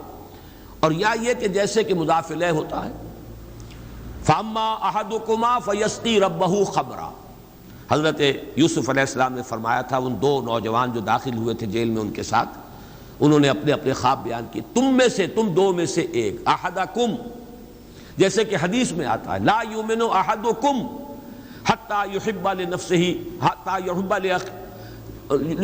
لاخیہ ما یحب لنفسہ، یا لا یؤمن احدکم حتی یکون ہواہ طبعا لما جئت بہ، یا یہ کہ لا یؤمن احدکم حتی اکون احب الیہ من والدہ وولدہ والناس اجمعین۔ اب یہ 3 احادیث آ گئی زبان پر، تو احدکم یہ گویا کہ مضاف ہو کر آ رہا ہے، اس طریقے سے یہ لفظ مضاف ہو کر یا مضاف الیہ ہو کر استعمال ہوتا ہے۔ صرف قرآن مجید میں یہ لفظ ذات باری تعالیٰ کے لیے علیحدہ سے مستقل ایک صفت کے طور پر آیا ہے، قل هو اللہ احد۔ یہ ایک خاص بات ہے، اس کو نوٹ کر لیجئے کہ اس لفظ کا یہ استعمال اس اعتبار سے، صفت کے اعتبار سے کسی اور کے لیے، غیر اللہ کے لیے ہے ہی نہیں۔ قل هو اللہ احد، یہ یہاں پر آ رہا ہے ایک مستقل صفت علیحدہ، لیکن یہ صرف اللہ کے ساتھ۔ اب یہاں میں عرض کروں گا کہ میں اس کا ترجمہ جو میں نے آپ کو گنوائے ہیں، مولانا فراہی نے کیا ہے بے ہما۔ قل هو اللہ احد اللہ الصمد، کہہ دو اللہ بے ہما ہے، اللہ با ہما ہے۔ اصلاحی صاحب ان کے شاگرد ہیں، انہوں نے ترجمہ کر دیا ہے۔ بے ہما کا ترجمہ کہہ دو اللہ سب سے الگ ہے اور اللہ سب کے ساتھ ہے۔ صمد اللہ سب کے ساتھ ہے، باہما اور احد بے ہما اللہ سب سے الگ ہے۔ عام طور پر اردو مترجمین، شیخ الہند کو بھی میں نے دیکھا، مولانا اشرف علی تھانوی رحمہم اللہ دونوں کو دیکھا، کہہ دو اللہ ایک ہے۔ لیکن یہ کہ بہرحال میرا مزاج، میرا ذوق اس ترجمے کو قبول نہیں کرتا۔ واحد اور ہے، احد اور ہے، یہ شان ہی علیحدہ ہے۔ اس لفظ کو واحد کے بالکل برابر کر دینا کم سے کم میرا ذوق اسے قبول نہیں کرتا۔ ویسے قرآن میں وہ لفظ بھی آیا اللہ کے لیے، الواحد القہار، للہ الواحد القہار، واحد ہے، الواحد ہے، لیکن احد یہ شے ہی اور ہے۔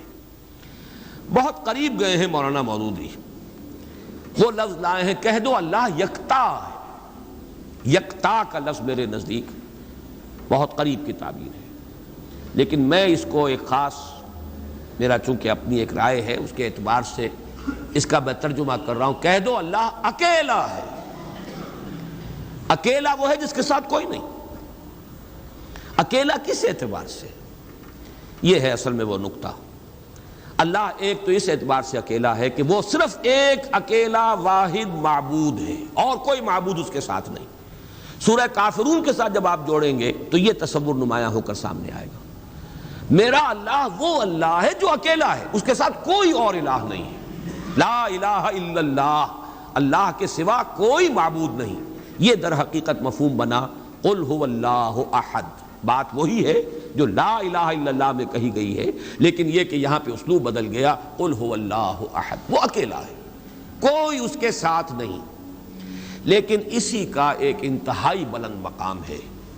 مقام وہ خطرناک ہے، عام لوگوں کی ذہن سے ذرا بلند تر، اسی لیے عوام اس کے بارے میں مغالطوں میں مبتلا ہوتے ہیں۔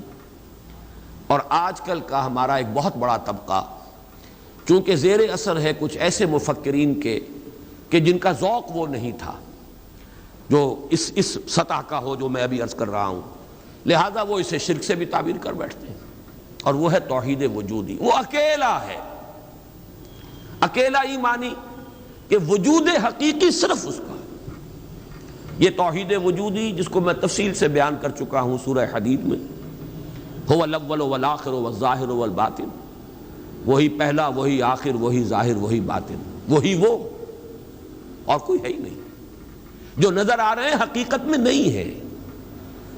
کل ما فی الکون وہم او خیال او عکوس فی المرایا او ظلال، کل جو کچھ نظر آتا ہے موجودات میں یہ وہم ہے یا خیال ہے، یا جیسے شیشے میں عکس نظر آتا ہے، آپ ادھر کھڑے ہیں ادھر بھی نظر آ رہے ہیں، وہاں تو کوئی نہیں ہے، ادھر ہی ادھر ہے جو ہے، وہ جو کوئی نہیں ہے وہاں نظر تو آ رہا ہے۔ اور عکوس فی المرایا او ظلال، یا سایہ ہے، درخت کی شاخ اوپر ہے، سایہ نیچے پڑ رہا ہے، سایہ کا کوئی وجود نہیں، لیکن نظر تو آ رہا ہے۔ جس کو کہ حضرت مجدد الفسانی نے فرمایا کہ ای اثر خداوندی است کہ معدوم را موجود می نمائند، یہ معدوم ہے کائنات، حقیقت میں موجود نہیں ہے، لیکن اس کو اللہ تعالیٰ نے موجود کر کے دکھا دیا ہے، نظر آ رہا ہے۔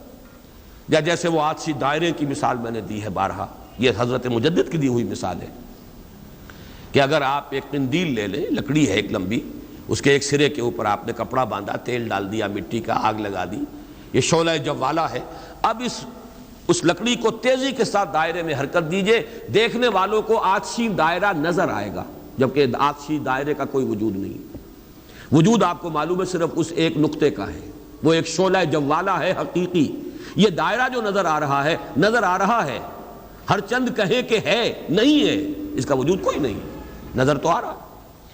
تو اپیئرنس اینڈ ریئلٹی، یہ بڑی مارکت الآرا کتاب ہے فلسفے کی، یہ در حقیقت جو کچھ نظر آ رہا ہے یہ ایک سراب ہے، حقیقت یہ نہیں ہے۔ حقیقی وجود صرف اللہ کا، اس کو میں یعنی وجود کے اعتبار سے توحید وجودی، یعنی میں نے جو ابھی گنوایا تھا، لا معبود الا اللہ، لا مطلوب الا اللہ، لا مقصود الا اللہ، لا محبوب الا اللہ، لا موجود الا اللہ، یہ وہ توحید وجودی ہے۔ شاہ ولی اللہ دہلوی رحمۃ اللہ علیہ فرماتے ہیں کہ یہ ہے توحید کی بلند ترین منزل، اور یہاں آ کر وحدت الوجود اور وحدت الشہود ایک ہو جاتے ہیں، ان میں کوئی فرق نہیں، تعبیر کا فرق ہے۔ چونکہ میری یہ رائے ہے، لیکن یہ فلسفے کا مسئلہ ہے، میں اس کو بیان نہیں کرنا چاہتا۔ قرآن مجید میں یہ مسئلہ یا سورہ حدید کی اس آیت میں آیا ہے، قرآن سے باہر سے بات نہیں کر رہا ہوں، لیکن یہ کہ ہر شخص کے ذوق کی چیز نہیں ہے، ہر شخص کا یہ نہ مزاج ہے، نہ ذوق ہے، نہ اس میں استعداد ہے، نہ صلاحیت ہے کہ ان مسائل پر غور کرے۔ تو میں یہ نہیں چاہتا کہ لازماً آپ میری اس رائے سے اتفاق کریں، لیکن یہ میں ضرور چاہتا ہوں کہ اگر سوء ظن ہے آپ کے دل میں کہ جو لوگ اس بات کو مانتے ہیں وہ مشرک ہو گئے، اس کو ذہن سے نکال دیجئے، اس لیے کہ پھر ناوک نے تیرے سید نہ چھوڑا زمانے میں، شاہ ولی اللہ بھی مشرک ہوں گے، حضرت مجدد بھی مشرک ہوں گے، باقی یہ رومی یہ تو ہے، ان کی تو خیر حیثیت ہی کیا ہے بیچاروں کی، وہ تو سب کے سب مہا مشرک شمار ہو جائیں گے، کوئی نہیں بچے گا پھر جو بھی ہمارے اکابر ہیں۔ ہاں محمد ابن عبد الوہاب بچ جائیں گے، ابن تیمیہ بچ جائیں گے رحمہم اللہ، باقی یہ کہ ان کے سوا بچنے والا اور کوئی نہیں ہے۔ تو یہ توحید وجودی یا وحدت الوجود یا وحدت الشہود میرے نزدیک قل هو اللہ احد، کہہ دو وہ اللہ ہے اکیلا تنہا۔ مجھے وہ بار بار جب میں سوچ رہا تھا قیس جنگل میں اکیلا ہے مجھے جانے دو، خوب گزرے گی جو مل بیٹھیں گے دیوانے دو، اللہ اکیلا ہے۔ اور واقعہ یہ ہے، یہ تصور جو ہے اگرچہ بہت بلند ہے، لیکن کبھی اگر اس کے کہیں کناروں تک بھی رسائی ہو جائے انسان کی، تو اس کی جو ایک وسعت پیدا ہوتی ہے اس کے ذہن میں، اس کا مینٹل ہورائزن وہ جو اس قدر وسیع ہو جائے گا، وہ اس کا تصور وہ شخص نہیں کر سکتا کہ جس کا کوئی بھی اس کے حاشیہ خیال میں یہ بات نہ آ سکتی۔ لیکن اس کا یہ مفہوم اگر نکال لیا جائے، عام لوگوں نے یہ سمجھا اس کا مطلب ہر شے خدا ہے، اگر کوئی شے موجود نہیں جبکہ تجھ بن نہیں کوئی موجود، پھر یہ ہنگامہ ہے خدا کیا ہے؟ کچھ نہیں ہے، نہیں ہے۔ یہ اصل میں جو وحدت الوجود ہے وہ یہ نہیں ہے کہ یہ سب چیزیں خدا ہیں، بلکہ یہ کہ خدا ہی ہے، باقی کچھ موجود نہیں، جو کچھ نظر آ رہا ہے وہ توہم ہے، خیال ہے، یہ صرف اپیئرنس ہے، اور اپیئرنس آپ کو معلوم ہے ہر وقت بدلنے والی شے ہے، painter high, every thing is changing, یہ سب ٹرانزینٹ چیزیں ہیں کہ جو گزر رہی ہیں، جیسے لہریں ہیں، لہر نظر آتی ہے لہر ہے، لیکن یہ کہ یہ بالکل عارضی سا ایک وجود ہے، اعتباری سا وجود ہے، لہر کا حقیقت میں کوئی وجود نہیں ہے۔ اسی طریقے سے یہ کائنات ہے، تو یہ نہیں ہے کہ جو کچھ ہے وہ خدا ہے، معاذ اللہ، یہ ہماوست ہے، اور یہ در حقیقت کفر بھی بن جاتا ہے، شرک بھی بن جاتا ہے۔ لیکن توحید وجودی یا وحدت الوجود یہ بالکل مختلف شے ہے، اور میرے نزدیک اس آیہ مبارکہ کا اصل مدلول یہ ہے، قل هو اللہ احد، بلند ترین توحید توحید وجودی، لا معبود الا اللہ سے لے کر لا موجود الا اللہ، اس لیے کہ احد کا لفظ واحد نہیں ہے، اکیل یکتا، لیکن اس سے بھی آگے بڑھ کر جو ترجمہ میں کر رہا ہوں وہ یہ ہے کہ کہہ دو اللہ اکیلا ہے، کوئی اس کے ساتھ نہیں۔ جیسے کہ غالباً حضرت بایزید بسطامی کے بارے میں آتا ہے کہ ان کی محفل تھی تو ان کا کوئی مرید جو تھا اس نے ایک عجیب کیفیت ہوتی ہے انسان کی، اس کیفیت میں ایک جملہ کہا، وہ بھی زمانہ کیسا ہوگا جبکہ اللہ ہی تھا اور کچھ نہ تھا۔ اب ایک تصور ہے، اب تو کائنات ہے، یہ ہے، آسمان ہے، زمین ہے، ستارے ہیں، سیارے ہیں، سب کچھ ہے، وہ بھی زمانہ ہوگا جبکہ اللہ ہی تھا اور کچھ نہ تھا۔ تو وہ بایزید بسطامی ہے، جو دوسرے بزرگ کوئی ہو سکتے ہیں اگر مجھے نام کا اس وقت مغالطہ ہو رہا ہو، انہوں نے اسی کیف کے عالم میں جواب دیا، الان کما کان، میرے عزیز اب بھی ایسا ہی ہے، اللہ ہی ہے اور کچھ نہیں ہے، جیسے پہلے تھا جس کا تم تصور کر رہے ہو، اب بھی حقیقت میں وہی ہے۔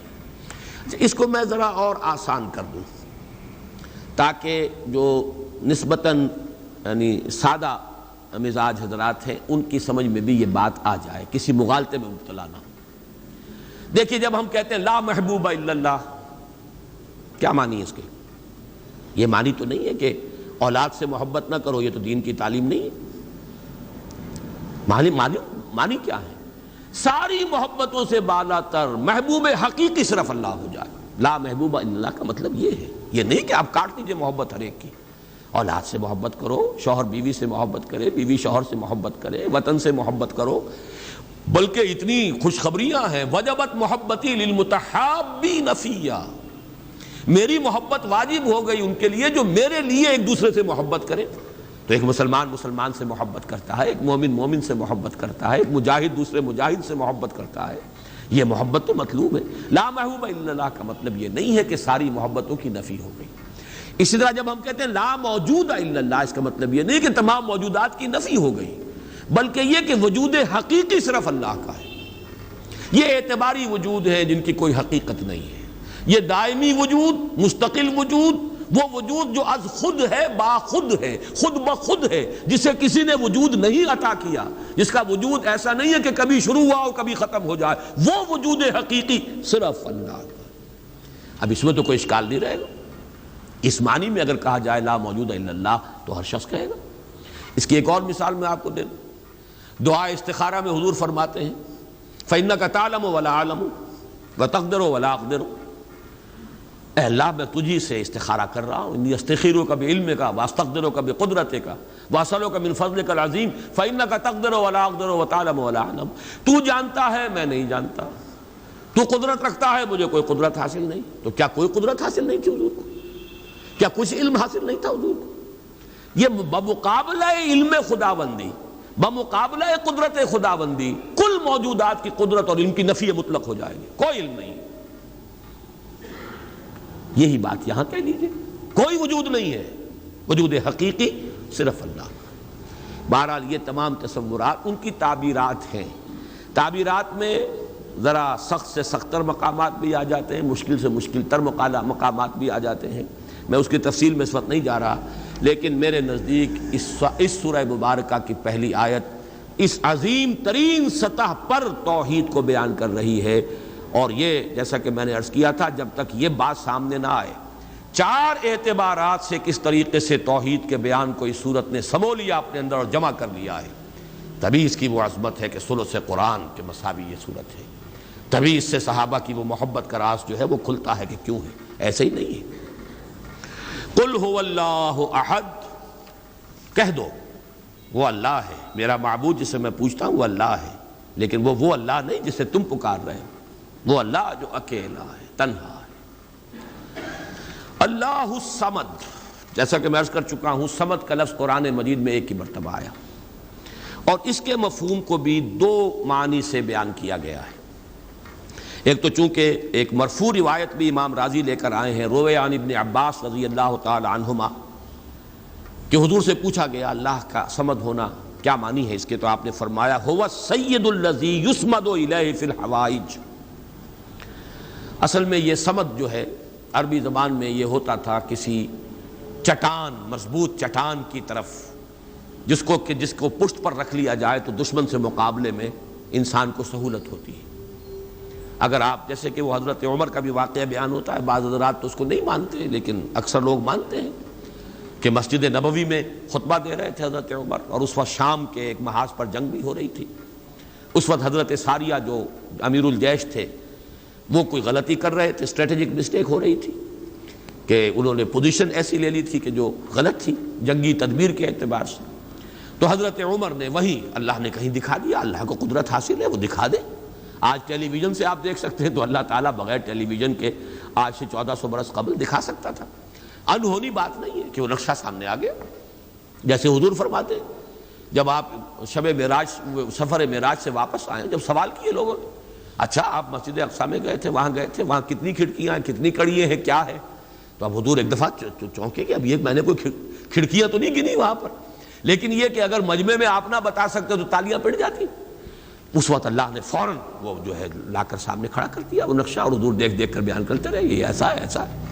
تو یہ تو در حقیقت بالکل اللہ کی قدرت سے ہرگز کوئی اس میں بعد نہیں ہے۔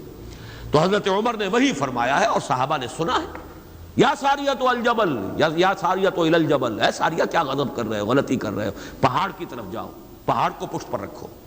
پہاڑ پشت پر ہو تو آپ پشت کی طرف سے اب محفوظ ہو گئے، آپ یکسو ہو کر سامنے سے دشمن کا مقابلہ کر سکتے، اور اگر اندیشہ رہے کہ کہیں پیچھے سے کوئی حملہ آور نہ ہو جائے تو وہ توجہات جو ہیں وہ منقسم رہیں گی۔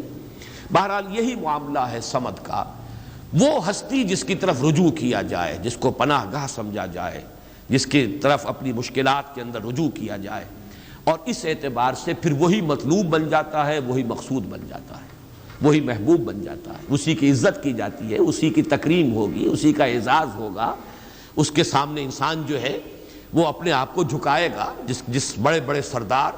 تو یہ سمد جو ہے اس معنی میں، اور ایک سمد وہ شے ہے جس کو کھوکھلی نہ ہو، لا جوف لہو، بہت مضبوط اپنی جگہ پر توانا چٹان. ایک تو وہ چٹان ہے جو کھوکھلی ہے، لیکن یہ کہ ایک چٹان وہ ہے جو مضبوط اور بالکل سالڈ چٹان ہے. ان دونوں اعتبارات سے اللہ الصمد کا ترجمہ اب مولانا فراہی، مولانا اصلاحی صاحب کا تو یہ ہوا کہ اللہ تعالی با ہما ہے، ذات میں بے ہما، کسی سے اس کا کوئی تعلق نہیں، یکتا بلکہ اکیلا. لیکن یہ نہیں ہے کہ مخلوق سے منقطع ہے، مر گئے ہم انہیں خبر نہ ہوئی، یا یہ ہے کہ مخلوق کی دعائیں نہ سنتا ہو، مخلوق کی حاجت روائی نہ کرتا ہو. نہیں، سب کا ملجا وہی ہے، سب کا ماوا وہی ہے، سب کے لیے پناہ گاہ وہی ہے، سب کی حاجت روائی کرنے والا وہی ہے. تو وہ اللہ صمد ہے. یہ دو احد اور صمد جو ہے اس نے جڑ کر اصل میں اسی طریقے سے ایک تصور کو مکمل کیا ہے، جیسا کہ آیت الکرسی میں اللہ لا الہ الا ہو الحی القیوم، الحی اور القیوم، الحی از خود زندہ، زندہ جاوید، اور قیوم باقی پوری کائنات کو تھامے ہوئے، سنبھالے ہوئے. پوری موجودات کا یہ سارا سلسلہ یہ محتاج ہے اللہ کا. اس کی میں نے پہلے بیان کی ہے، بہترین تمثیل وہ ہے جو مولانا مناظر حسن گیلانی رحمۃ اللہ علیہ نے دی ہے. ربط الحادث بالقدیم کی مثال، اللہ کی ذات اور اس کائنات کے درمیان ربط اور تعلق کیا ہے. انہوں نے مثال دی ہے کہ آپ اپنے ذہن میں نقشہ قائم کیجئے، تاج محل کا نقشہ، جس نے تاج محل دیکھا ہو. چلیے آپ نے مینار پاکستان دیکھا، مینار پاکستان کا تصور کیجئے، ذہن میں نقشہ قائم کیجئے. یہ ذہن میں جو نقشہ قائم ہوا ہے، آپ اس کے اوپر بھی ہیں، باہر بھی ہیں، اندر بھی ہیں، پیچھے بھی ہیں، نیچے بھی ہیں، آپ ہی آپ ہیں، وہ تو اس کا وجود ہی کوئی نہیں، لیکن ہے ذہن کے اندر ایک تصور قائم ہے اس وقت. اور یہ تصور اسی وقت تک قائم رہے گا جب تک کہ آپ کے ذہن کا ارتکاز ہے، توجہ اس پر ہے. توجہ ہٹی نہیں کہ اس کا کوئی وجود ہے ہی نہیں، وجود ختم. بالکل یہی معاملہ اس کائنات کا، یہ سارا سلسلہ اس کا قیوم اللہ ہے، تھامے ہوئے، اسی کی توجہ، اسی کی عنایت، اسی کی ربوبیت، اسی کی خبرگیری، اسی کی تدبیر، یہ سب اس کو تھامے ہوئے. تو اپنی ذات میں الحی، کائنات کے لیے القیوم، اسی طرح اپنی ذات میں الاحد، اکیلا، تنہا، بے ہما، اور پوری کائنات اور جملہ موجودات کے لیے الصمد، اسی کی طرف رجوع، اسی کی طرف توجہ، وہی مطلوب، وہی مقصود، وہی محبوب، وہی حاجت روا، وہی مشکل کشا. اس اعتبار سے اس میں توحید عملی آ گئی. اسی سے مانگو، اسی سے پناہ طلب کرو، اسی کی طرف توجہ کرو. انی وجہت وجہی للذی فطر السماوات والارض، اسی سے لو لگاؤ، اسی سے حاجت روائی کے لیے سوال کرو، اسی کے سامنے مشکلات پیش کرو. یہ جو ہے پھر اسی کی عبادت کرو، اسی کی اطاعت کرو، اسی کی بندگی کرو، اسی کی توقیر کرو، اسی کی تعظیم کرو. یہ تمام چیزیں کہ جو عمل میں آ جائیں گی وہ توحید وجودی، یہ توحید عملی. قل هو اللہ احد اللہ الصمد. تیسری آیت میں ہے توحید ذاتی، لم یلد ولم یولد. میں شرک کے مختلف اقسام کے ضمن میں جو 6 کیسٹ ہیں، اللہ کا شکر ہے بہت دنیا میں عام ہوئے ہیں، اس میں یہ تقسیم بیان کر چکا ہوں. شرک فی الذات، شرک فی الصفات، اور شرک فی العمل یا شرک فی الحقوق. یہ 3 شرک ہیں. شرک فی العبادت، یہ تیسری جو نوعیت ہے، اس کے لیے شرک فی الحقوق بھی کہا جا سکتا ہے. اسی کا حق ہے کہ اس کی عبادت کی جائے، اور اسی کو اس کو شرک عملی بھی کہہ سکتے ہیں. بہرحال شرک عملی کی جڑ کاٹ دی اللہ الصمد. پہلا جو توحید کا درجہ ہے وہ بہت بلند ہے، بہت اونچا ہے. یہ حکما اور فلاسفہ کے بھی چوٹی کے لوگ، جہاں حکمت اور تصوف دونوں چیزیں جا کر جڑ جاتی ہیں، وہ ایک مقام ہے. خالص فلسفہ بھی انسان کو کہیں نہیں لے کے جاتا، اور عقل اور فکر کی بلندی نہ ہو تو تصوف بھی محض نفسیاتی ریاضتیں بن کر رہ جاتی ہیں، سائیکولوجیکل ایکسرسائزز کے سوا کچھ نہیں رہتا. اصل تصوف جس کا میں قائل ہوں وہ ہے کہ جو فکر اور فلسفے کی بھی انتہا ہو، اور پھر اس کے ساتھ یہ جو اللہ کے ساتھ انسان کا قلبی، ذہن اور قلب دونوں کے اتحاد کے ساتھ اللہ کے ساتھ ایک رابطہ. بہرحال تو یہاں جو تیسرا شرک ہے، اور جو ہمارے اس شرک کے بیان میں آتا ہے نمبر 1 پر، بدترین شرک، شرک فی الذات. اس کی بدترین صورت، فلسفیانہ صورت تو وہ ہے ہماوست، اللہ ہی نے اس کائنات کا روپ دھار لیا ہے۔ برف تھا پگھل کر پانی بن گیا، اللہ تھا اس نے ہی اس کائنات کا روپ دھار لیا۔ اب اللہ کہاں ہے؟ یہی کائنات اللہ ہے۔ اللہ پانی تھا وہی تو بھاپ بن گیا، اب پانی کہاں ہے؟ یہ بھاپ ہی تو پانی ہے۔ ایک یہ شکل ہے، یہ بدترین صورت ہے شرک فی الذات کی، یہ ہے وہ ہماوست، یہ جس میں کہ ہر شے خدا بن گئی، اس لیے کہ خدا ہی نے در حقیقت یہ صورت اختیار کر لی۔ یا پھر مذہبی میدان میں یہ شرک آیا ہے اللہ کے لیے بیٹا بیٹی۔ بیٹا بیٹی ایک تو یہ سمجھے اولاد جو ہے وہ جز ہوتا ہے۔ اولاد کیا ہے؟ باپ کا ایک نطفہ ہے، اسی سے تو اسی نے ڈیولپ ہو کر ایک شکل اختیار کی ہے نا۔ اور پھر وہ کفو ہوتا ہے برابر کا، سید باپ ہے تو بیٹا بھی تو سید ہی ہوا نا، مغل باپ ہے تو بیٹا بھی مغل ہے، اسی طریقے سے گھوڑا ہے تو بیٹا بھی گھوڑا ہی ہے۔ وہ تو جنس جو ہے اس میں کفو جس کو کہتے ہیں ہم، برابری کا معاملہ یہ ہے اولاد کے اندر، اس سے زیادہ برابری کا اور کوئی تصور نہیں ہے۔ اس پہلو سے لم یلد ولم یولد نے جڑ کاٹی ہے ان تصورات کی کہ حضرت مسیح کو خدا کا بیٹا بنا دیا گیا، کسی نے حضرت عزیر کو خدا کا بیٹا بنا دیا، ملائکہ کو اہل عرب جو ہے خدا کی بیٹیاں قرار دے رہے ہیں۔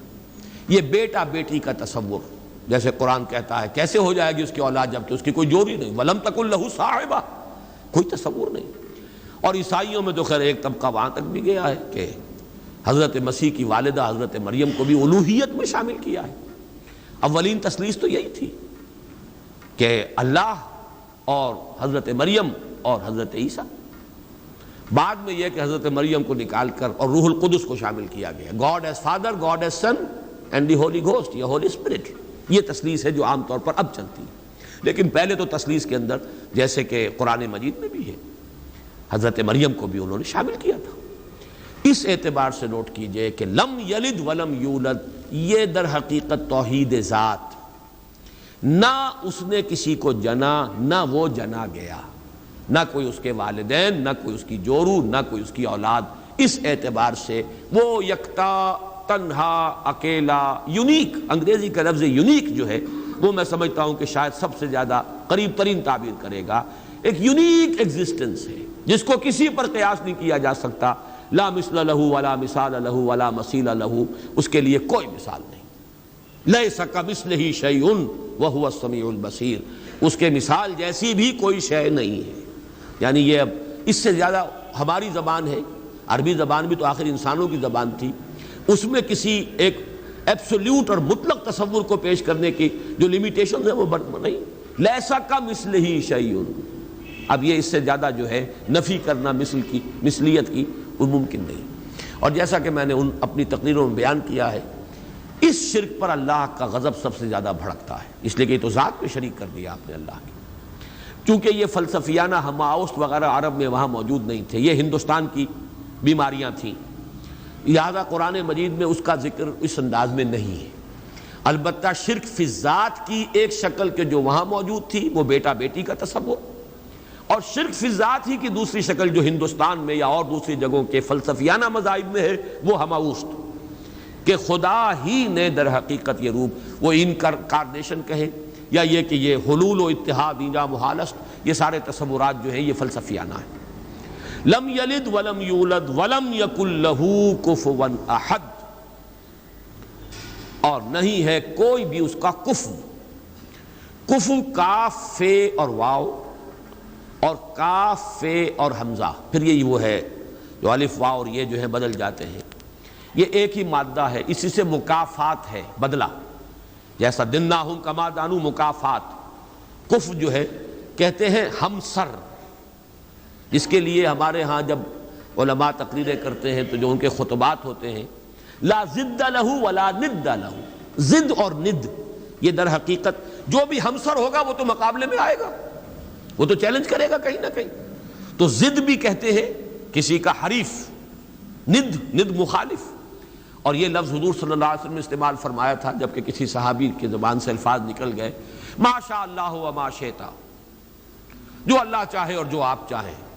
حالانکہ اس میں ظاہر بات ہے کہ ان کی نیت میں کہیں بھی وہ بات نہیں ہو سکتی تھی کہ برابر کر رہے ہوں حضور کی مشیت کو اللہ کی مشیت کے ساتھ، لیکن یہ کہ چونکہ لفظ میں اشتباہ تھا، لفظ میں برابری سی ہو گئی ہے، ما شاء اللہ و ما شئتا، تو آپ نے فرمایا، فوراً ٹوک دیا، اجعلتنی للہ ندًا، کیا تم نے مجھے اللہ کا مد مقابل بنا دیا؟ مشیت تو ایک ہی ہے، اسی کی مشیت چلتی ہے، کتنا ہی چاہے انسان، انک لا تہدی من احببت ولکن اللہ یہدی من یشاء، آپ کتنا ہی چاہیں کسی کو ہدایت دینا، آپ کے اختیار میں نہیں ہے کہ جسے چاہیں ہدایت دے دیں، یہ تو اللہ کی مشیت ہے، اس کا اختیار ہے۔ تو کفر جو ہے، اب یہ کفر جو ہے یہ توحید صفات ہے، برابر ہوتا ہے انسان صفت میں۔ اب جیسے میں نے عرض کیا تھا نا، اور یہ تقریریں میں نے تفصیل سے کی ہوئی ہیں، ہماری مجبوری ہے، ہماری زبان میں الفاظ مشترک ہیں، صفات کے لیے وہی لفظ اللہ کے لیے استعمال ہوگا، وہی لفظ بندوں کے لیے استعمال ہوگا۔ اللہ بھی علیم ہے، انسان بھی علیم ہوتے ہیں، بلکہ علامہ بھی ہوتے ہیں۔ علامہ بہت بڑی شے ہے، حالانکہ واقعہ یہ ہے کہ علم اللہ کے لیے اور علم بندے کے لیے لفظ ایک ہے، زمین و آسمان کا فرق ہے مضمون میں۔ وہ علم ذاتی ہے، وہ علم مطلق ہے بلا نہایت، اس کی کوئی حدود نہیں ہے، وہ علم قدیم ہے، ہمیشہ سے تھا، حادث نہیں ہے۔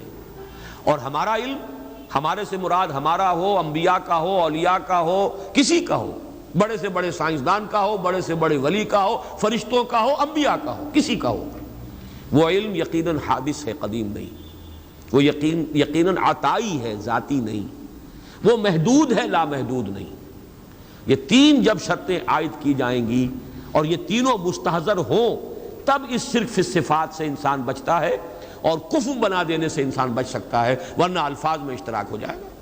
اور یہی اشتراک ہے موجود میں، ہم بھی موجود، اللہ بھی موجود، ہم کہاں کے موجود؟ اس کا وجود ذاتی، اس کا وجود حقیقی، اس کا وجود مطلق، اس کا وجود قدیم، اس کا وجود قائم و دائم، ہمیشہ ہمیشہ رہنے والا۔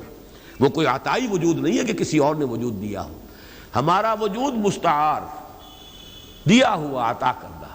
لائی حیات آئے، قضا لے چلی چلے، اپنی خوشی سے آئے نہ اپنی خوشی چلے۔ ہمارا وجود محدود، ہمارا وجود عطائی، ہمارا وجود حادث، نہیں تھے ہو گئے ہیں، پھر وقت آئے گا نہیں رہیں گے۔ تو وجود کا لفظ مشترک ہے، اللہ بھی موجود اور ہم بھی موجود، وہ وجود مطلق، اور یہ جو ہے ممکن الوجود، یہ ممکنات ہے، یہ اعتباری وجود ہے، اس کے سوا کچھ نہیں۔ تو کسی بھی اعتبار سے اللہ کے ہم سر، ہم پلہ، ضد اور ند کسی کو بنا دینا، اس کی نفی ہے۔ وَلَمْ يَكُنْ لَهُ كُفُوًا أَحَدٌ۔ اب یہاں احد دیکھیے اس معنی میں آیا ہے، نفی مطلق۔ یہ بھی ادھر پہلا ذہن میرا نہیں گیا تھا، یہ احد کا لفظ جو ہے، جو میں نے استعمالات بتائے تھے، دو استعمالات تو اسی صورت میں ہیں۔ قل هو اللہ احد، وہاں وہ صفت کے طور پر آیا ہے اللہ کے لیے، اور اللہ کے سوا کسی اور کے لیے یہ صفت کے لیے لفظ استعمال نہیں ہو سکتا۔ اصل اس کا استعمال نفی کے لیے آتا ہے، نفی مطلق، لا یشرک فی حکمہ احدا فلا یشرک بعبادۃ ربہ احدا۔ یہاں پر بھی فرمایا وَلَمْ يَكُنْ لَهُ كُفُوًا أَحَدٌ، کوئی ایک بھی، کوئی بھی نہیں، سرے سے نفی مطلق ہے، اس جیسا کوئی نہیں۔ یہ ہے در حقیقت اس سورہ مبارکہ کی وہ جامعیت کہ توحید وجودی، لا موجود الا اللہ، قل هو اللہ احد، اکیلا ہے، تنہا ہے، وہ ہے اور کوئی نہیں ہے، کچھ نہیں ہے، جو ہے وہ اعتباری ہے، کل ما فی الکون وہم او خیال او عکوس فی المرایا او ظلال، سب کا ملجا وہی، ماوا وہی۔ بڑی پیاری ہے یہ الفاظ، ایک حدیث میں دعا میں ہے یہ، لا ملجا منکا ولا ماوا الا الیک، پروردگار تیرے سوا کوئی ٹھکانہ دینے والا نہیں، پناہ دینے والا نہیں، اور تجھ سے بچ کر بھاگ کر جانے کی کوئی جگہ نہیں سوائے اس کے کہ تیرے ہی دامن میں آ کر پناہ لے لی جائے۔ لا ملجا منکا ولا ماوا الا الیک، یہ ہے لا ملجا منکا ولا ماوا الیک، یہ ہے اللہ الصمد، توحید عملی۔ نمبر 3 توحید ذات، لم یلد ولم یولد۔ نمبر 4 توحید صفات، لم یکن لہ کفوا احد، کوئی بھی کسی بھی اعتبار سے اس کا ہمسر، ہم پلہ، ضد یا ند نہیں ہے، اس کا مشابہ نہیں ہے۔ اس اعتبار سے آج میں نوٹ کر رہا تھا، اس جامعیت کے اعتبار سے سورہ اخلاص کے اگر کسی درجے میں مقابل آتے ہیں تو 2 آیتیں آتی ہیں، اور عجیب بات ہے یہ صورت ہے 4 آیتوں پر مشتمل، وہ 2 آیتیں۔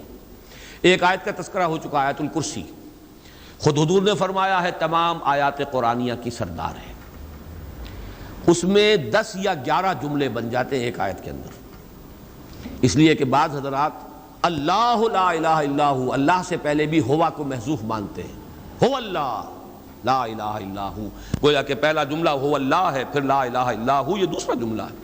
اس طرح اگر شمار کریں گے تو 11 جملے بن جائیں گے اس ایک آیت کے اندر، ورنہ 10 تو ہے ہی، وہ بھی نہایت جامع ہے توحید کے بیان میں۔ اور تیسرا مقام کہیے یا دوسری آیت جو ہے، اور واقعہ یہ کہ اس کی بھی عظمت کا میرے قلب پر جو نقش ہے بہت گہرا ہے۔ 5 اسلوبوں سے توحید کا بیان ایک آیت میں ہے۔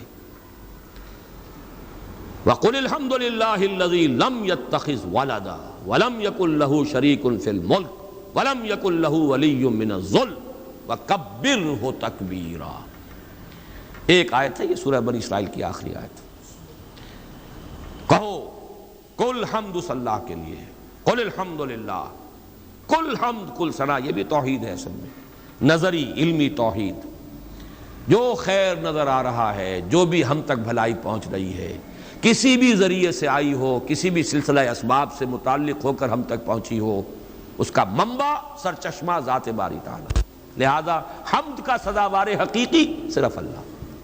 قل الحمد للہ، توحید کا کلمہ ہے، بہت بڑا کلمہ ہے یہ توحید کا، اتنا بڑا کلمہ ہے کہ حضور نے فرمایا کہ التسبیح نصف المیزان والحمد للہ تملؤہ، سبحان اللہ کہنا جو ہے میزان معرفت خداوندی کا نصف ہو جاتا ہے، اور پورا پلڑا بھر جاتا ہے الحمدللہ سے۔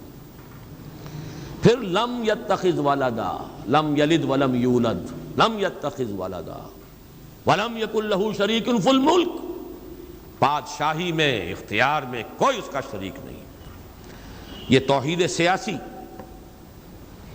ولم یکن لہ ولی من الذل، اور کوئی اس کا ولی کسی کمزوری کی وجہ سے نہیں ہے، دوست اس کے ہیں، تمہارے دوست ہوتے ہیں، تم انہیں پالتے ہو، دوستیوں کو اس لیے پالتے ہو کہ شاید کل کہیں کام آ جائے، ضرورت پڑ سکتی ہے، انسانی معاملات ایسے ہیں، لہذا دوستیاں پالی جاتی ہیں، دوستوں کی غلط فرمائشیں بھی پوری کی جاتی ہیں، ان کے غلط مطالبے بھی پورے کیے جاتے ہیں، یہ کس لیے کہ کرنی دبتی ہے آپ کی، اللہ کی کرنی کسی سے دبتی نہیں ہے، اس کے ولی ہیں لیکن اس کے کسی ضعف کی وجہ سے نہیں ہے۔ وَلَمْ يَكُنْ لَهُ وَلِيٌّ مِّنَ الذُّلِّ وَكَبِّرْهُ تَكْبِيرًا، اور اس کی تو بڑائی کرو جیسے کہ اس کی بڑائی کا حق ہے۔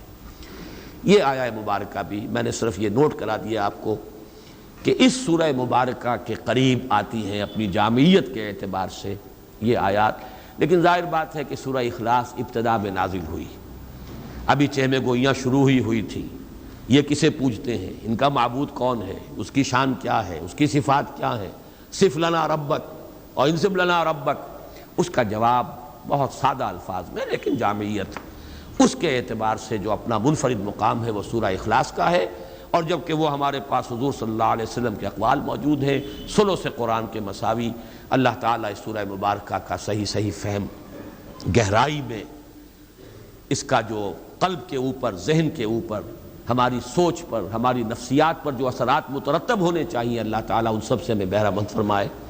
آخر میں ایک لطیفہ سنا دوں، وہ بھی ایک لطیفہ، علمی لطیفہ ہے، یاد رہے گا۔ یہ خاقانی ایک شاعر گزرے ہیں بہت بڑے فارسی کے، ان کا یہ قصہ بیان ہوتا ہے کہ وہ کہیں کسی دعوت میں کسی امیر کے ہاں مدعو تھے، تو وہاں پہلے سے کچھ لوگ بیٹھے ہوئے تھے جو رتبے میں ان سے بڑے کمتر تھے، لیکن یہ کہ جگہ انہیں ایسی ملی کہ جو اس محفل کے اعتبار سے ذرا ان کے اپنے مقام کے اعتبار سے فروغ تھی۔ تو کچھ جو ذرا ہلکے مزاج کے لوگ تھے، جن کی طبیعتوں میں ہلکا پن تھا، وہ انہیں دیکھ دیکھ کے مسکرا رہے تھے کہ آج یہ خاقانی کو کہاں جگہ ملی ہے، کس جگہ بیٹھے ہیں۔ تو انہوں نے ایک شعر کہا ہے، بلکہ 2 شعر۔ گر فروتر نشست خاقانی، نہ مرا عار نہ ترا ادب است، قل هو اللہ کے حمد باری است، تحتا تبت یدا ابی لہب است، کہ اگر قرآن مجید میں قل هو اللہ جیسی صورت جو ہے وہ تبت یدا کے نیچے درج ہے، تبت یدا اوپر رکھی ہوئی ہے، اوپر لکھی ہوئی ہے تو قل هو اللہ کے حمد باری است تحت تبت یدا ابی لہب است. تو اس لیے اگر آج مجھے کہیں مقام جو ہے نچلا مل گیا ہے نشست کے اعتبار سے تو اس میں میرے لیے کوئی عار نہیں، تمہارے لیے کوئی عزت کی بات نہیں. بہرحال یہ صرف ایک